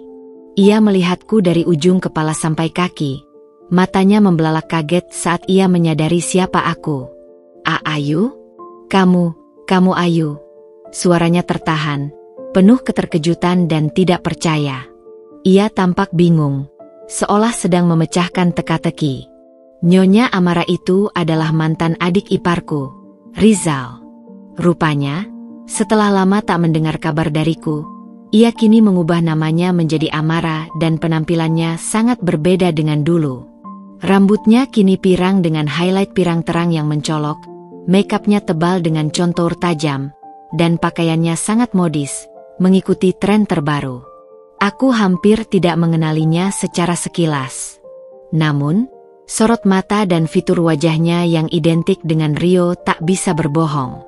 Dia memang Rizal, atau kini Amara.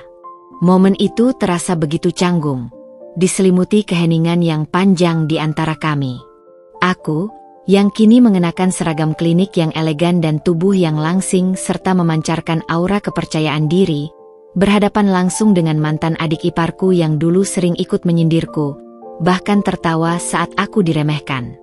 Wajahnya kini menunjukkan ekspresi terkejut, namun di sana juga ada sedikit rasa malu dan takjub melihat perubahanku. Ya, ini saya, kataku, berusaha menenangkan diri dan mengumpulkan profesionalisme kembali. Anda, Rizal. Dia mengangguk pelan, sedikit gelisah. Aku Amara sekarang, katanya, suaranya sedikit lebih keras, seolah mencoba menutupi kegugupannya dan mengubah topik. Aku tidak menyangka akan bertemu denganmu di sini. Ayu, kamu banyak berubah. Kamu terlihat sangat berbeda. Aku tersenyum tipis, sebuah senyum yang penuh makna, menyimpan cerita panjang di baliknya. Hidup memang penuh perubahan, Amara. Aku tidak ingin membahas masa lalu. Aku tidak ingin melukai perasaannya, atau membuka luka lama. Yang terpenting sekarang adalah profesionalisme. Aku menatap jam dinding. Kita bisa mulai perawatannya sekarang? Apakah ada keluhan khusus yang ingin Anda sampaikan? Amara mengangguk pelan, masih dengan tatapan tak percaya yang terus menyelimuti wajahnya. Aku memulai prosedur facial dengan cekatan dan fokus, meskipun pikiranku masih sedikit terpecah oleh pertemuan tak terduga ini. Pertemuan ini adalah pengingat bahwa masa lalu, seberapa jauh pun kita melangkah dan berusaha melupakannya, terkadang bisa datang kembali dengan cara yang paling tak terduga. Dan aku harus siap menghadapinya, dengan kepala tegak dan hati yang damai. Ini adalah kesempatan untuk menunjukkan siapa Ayu yang sekarang. Selama perawatan facial berlangsung, Amara tidak banyak bicara. Sesekali ia hanya bergumam, "HM," atau "Iya," dengan suara tertahan saat aku menjelaskan langkah demi langkah perawatan yang kulakukan. Namun, aku bisa merasakan tatapannya yang sesekali mencuri pandang ke arahku melalui celah mata, seolah mencoba menguraikan perubahan drastis yang ia lihat, membandingkan Ayu yang sekarang dengan Ayu yang ia kenal dulu. Aku tetap fokus pada pekerjaanku, menjaga profesionalisme, dan memastikan setiap sentuhan tanganku sempurna. Setelah prosedur facial selesai, Amara perlahan bangkit dan duduk di meja rias di depanku, menatap pantulan dirinya di cermin dengan saksama. Aku melihat ekspresi terkejut yang jelas terpancar di wajahnya. Kulitnya terlihat lebih segar, cerah, dan kencang. Pori-porinya tampak mengecil, dan garis-garis halus di sekitar matanya sedikit memudar. Aku tahu hasil itu memuaskan. Kulit saya jadi lebih bagus ya, gumamnya, memegang pipinya dengan ujung jari, seolah tidak percaya. Saya jarang facial yang hasilnya langsung kelihatan seperti ini. Biasanya perlu beberapa kali perawatan. Pristine Beauty Clinic memang menggunakan teknologi dan produk terbaik, Bu Amara, kataku ramah, sambil merapikan alat-alat di nampan. Dan setiap perawatan disesuaikan secara khusus dengan jenis kulit serta kondisi kulit Anda. Itu yang membuat hasilnya optimal. Dia menoleh padaku. Tatapan matanya kali ini lebih terbuka. Tidak ada lagi jejak kegugupan atau rasa malu seperti saat pertama kami bertemu tadi. Ada sedikit kekaguman di sana. Kamu benar-benar berubah, Ayu. Aku hampir tidak mengenalimu. Dulu kamu kan. Ia ragu melanjutkan kalimatnya, mungkin mengingat betapa seringnya mereka menyindir berat badanku. Aku tersenyum lembut. Sebuah senyum yang penuh makna. Dulu saya memang bukan saya yang sekarang, Amara. Banyak hal yang terjadi, dan saya belajar banyak dari setiap prosesnya. Aku tidak bermaksud menyindir atau menyudutkan, hanya menyatakan fakta tentang perjalananku. Amara menunduk sejenak, memandangi jemarinya. Ada keheningan yang sedikit panjang, diwarnai suara AC dan musik latar klinik. Lalu ia mendongak lagi, menatapku lurus. Matanya terlihat sedikit sendu. Ibu sering menanyakan kabarmu. Jujur, kami semua terkejut saat kamu pergi begitu saja malam itu. Rio sangat menyesal. Kalimat itu mengejutkanku. Menyesal? Rio? Setelah diam membisu selama berbulan-bulan, bahkan setelah kepergianku? Aku menahan diri untuk tidak berekspresi berlebihan, menjaga wajahku tetap tenang. Begitu? Tanyaku datar, mencoba menyembunyikan gelombang emosi yang bergejolak di dalam diriku. Iya. Setelah kamu pergi, ibu sering murung. Yuk? Dia jadi lebih sering mengurung diri di kamar. Dia bilang dia merindukanmu yang selalu membantu di rumah, yang selalu menyiapkan makanan kesukaannya. Amara berhenti sejenak, menelan ludah. Dan Rio, dia jadi semakin sibuk dengan pekerjaannya, sering lembur sampai larut malam, tapi dia jadi lebih pendiam. Kami semua merasa bersalah atas apa yang terjadi padamu. Terutama Rio, dia sering menyalahkan dirinya sendiri karena tidak bisa melindungimu. Dia bilang dia terlalu pengecut. Aku terdiam, memproses setiap kata. Pengecut. Kata itu.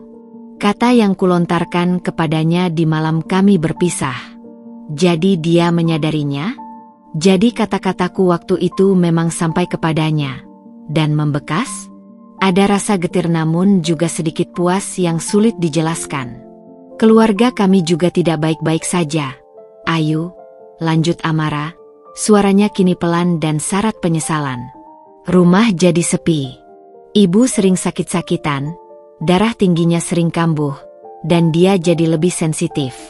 Rio juga, hubungan kami dengannya jadi agak berjarak. Dia seperti menarik diri. Kami semua merasa bersalah atas apa yang terjadi. Terutama aku. Aku juga sering ikut-ikutan ibu menyindirmu. Aku minta maaf, Yu. Mendengar semua itu, hatiku merasakan percampuran emosi yang kompleks. Ada rasa lega bahwa mereka akhirnya menyadari kesalahan mereka, bahwa penderitaanku tidak sia-sia. Ada juga sedikit rasa perih mengingat semua yang telah kualami dan betapa kesepiannya aku dulu.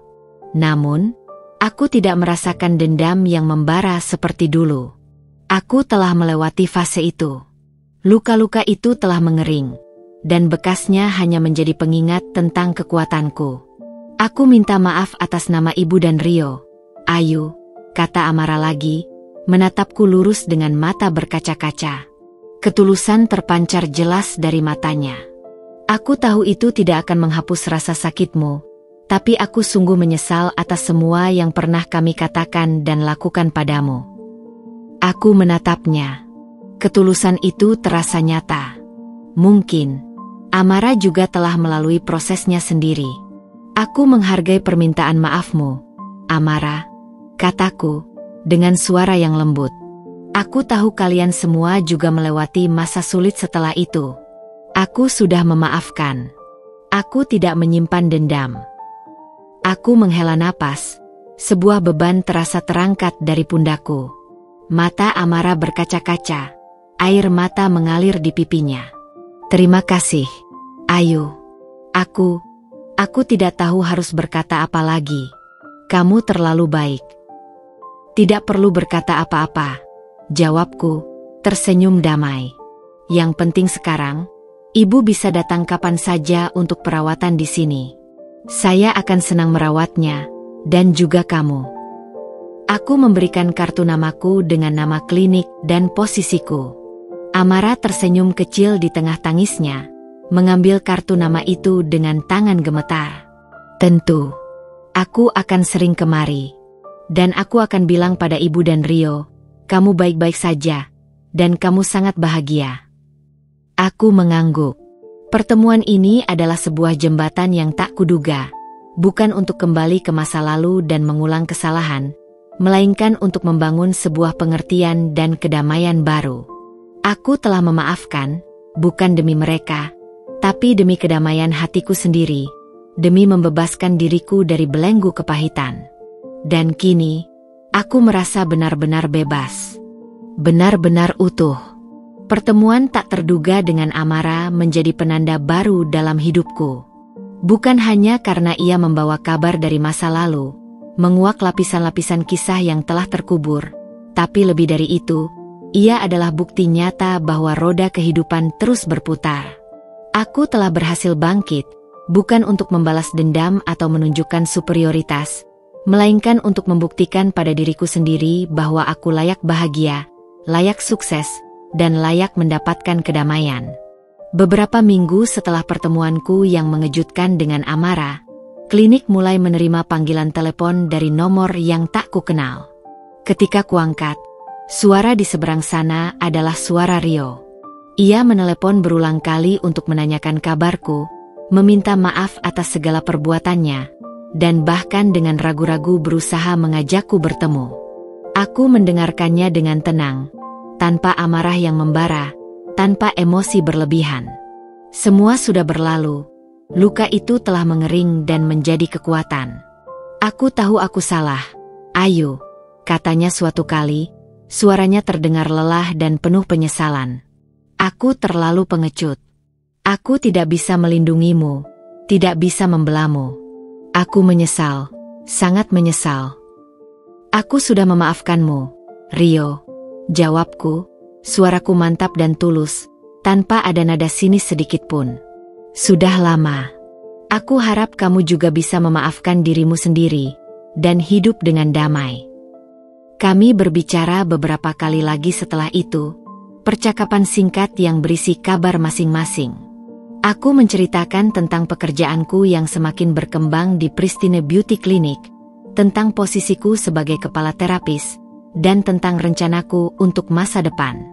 Rio menceritakan tentang pekerjaannya yang semakin menuntut, dan bagaimana Bu Lastri sering bertanya tentangku, bahkan terkadang menangis merindukanku. Ada semacam jembatan yang kembali terhubung di antara kami, bukan lagi sebagai suami istri yang terluka, melainkan sebagai dua orang yang pernah saling mengenal dan kini menemukan kedamaian serta jalan hidup masing-masing. Tidak ada lagi keinginan untuk kembali, hanya saling mendoakan yang terbaik. Hubunganku dengan Amara pun membaik secara signifikan. Ia menjadi salah satu klien setiaku di klinik, dan seringkali kami berbagi cerita ringan atau sekadar bertukar pikiran setelah sesi perawatan.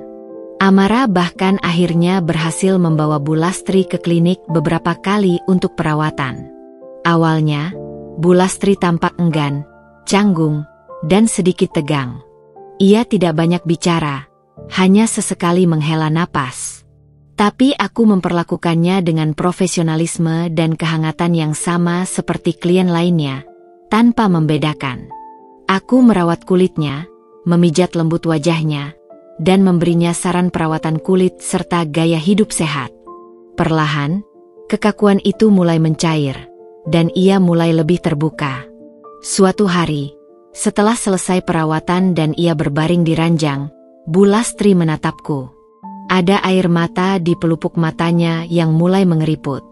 "Ayu, Ibu minta maaf," katanya. Suaranya bergetar menahan tangis.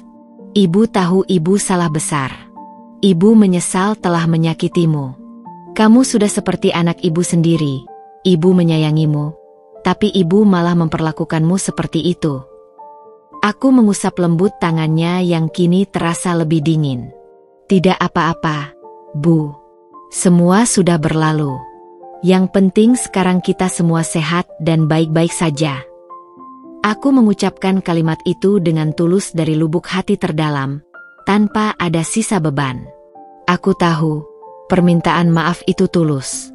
Dan aku menerimanya dengan hati yang lapang, yang telah belajar untuk memaafkan dan melepaskan. Proses ini bukan hanya tentang mereka yang akhirnya menyadari dan berubah, tapi juga tentang diriku sendiri yang telah menemukan kedamaian, kekuatan, dan identitas baru yang jauh lebih kuat.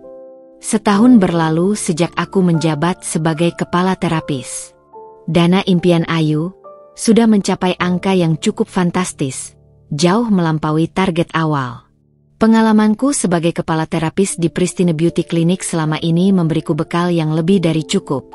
Aku telah menguasai seluk-beluk operasional, manajemen tim, customer relations, hingga strategi pemasaran. Aku merasa lebih dari siap. Aku mengajukan surat pengunduran diri dari Pristine Beauty Clinic dengan berat hati, namun penuh keyakinan dan rasa syukur. Ibu Karina dan Ibu Sandra sangat menyayangkan keputusanku, namun mereka memahami impian besarku. Mereka bahkan memberikan restu dan dukungan penuh, menawarkan untuk menjadi mentor dan memberikan bantuan jika aku membutuhkan saran dalam membangun klinikku sendiri. Itu adalah restu yang tak ternilai, sebuah bentuk pengakuan tertinggi. Kini, di sebuah ruko strategis di kawasan elit Jakarta Selatan, yang telah kurencanakan dengan cermat dan akhirnya berhasil kubeli, terpampang jelas papan nama elegan dengan dominasi warna emas dan putih, Radiant Glow Clinic. Impian yang dulu hanya angan-angan di kamar sempit Pondok Damai, kini akhirnya terwujud menjadi kenyataan. Aku, Ayu, yang dulu dihina, diremehkan, dan diusir karena fisiknya, kini berdiri sebagai pemilik sekaligus direktur klinik kecantikan sendiri, dengan hati yang lapang, penuh kedamaian, dan siap merangkul masa depan yang cerah dan penuh tantangan baru. Jejak baru telah kubuat, bukan hanya untuk diriku sendiri, tetapi juga untuk menginspirasi wanita lain. Dan ini, baru permulaan dari sebuah perjalanan yang lebih besar. Pembukaan Radiant Glow Clinic adalah sebuah perayaan kecil yang penuh makna. Dihadiri oleh Ibu Karina dan Ibu Sandra sebagai tamu kehormatan, beberapa rekan terapis dari Pristine Beauty Clinic yang kini menjadi sahabat, serta Amara yang datang bersama Bu Lastri. Melihat Bu Lastri hadir di hari sepenting ini, dengan senyum tipis dan mata yang tak lagi memancarkan amarah, adalah validasi terakhir bagiku. Luka masa lalu benar-benar telah sembuh. Rio tidak hadir. Namun ia mengirimkan karangan bunga besar dengan ucapan selamat, sebuah gesture yang kubalas dengan pesan singkat ucapan terima kasih. Radiant Glow Clinic dirancang dengan konsep yang kuimpikan, sebuah oase ketenangan dan kecantikan. Interiornya didominasi warna-warni lembut seperti rose gold, mint green, dan putih, dengan sentuhan material alami seperti kayu dan marmer. Setiap sudutnya dirancang untuk memberikan kenyamanan dan rasa mewah. Peralatan yang kumiliki memang belum secanggih Pristine Beauty Clinic, tetapi aku memilihnya dengan cermat, mengutamakan kualitas dan efektivitas yang terjangkau. Aku juga merekrut tim kecil yang bersemangat, yang memiliki visi serupa denganku. Tidak hanya merawat kecantikan fisik, tetapi juga membangun kepercayaan diri klien. Awalnya tidak mudah. Aku harus bekerja keras, mengenakan topi rangkap sebagai pemilik, manajer, terapis utama, bahkan kadang customer service.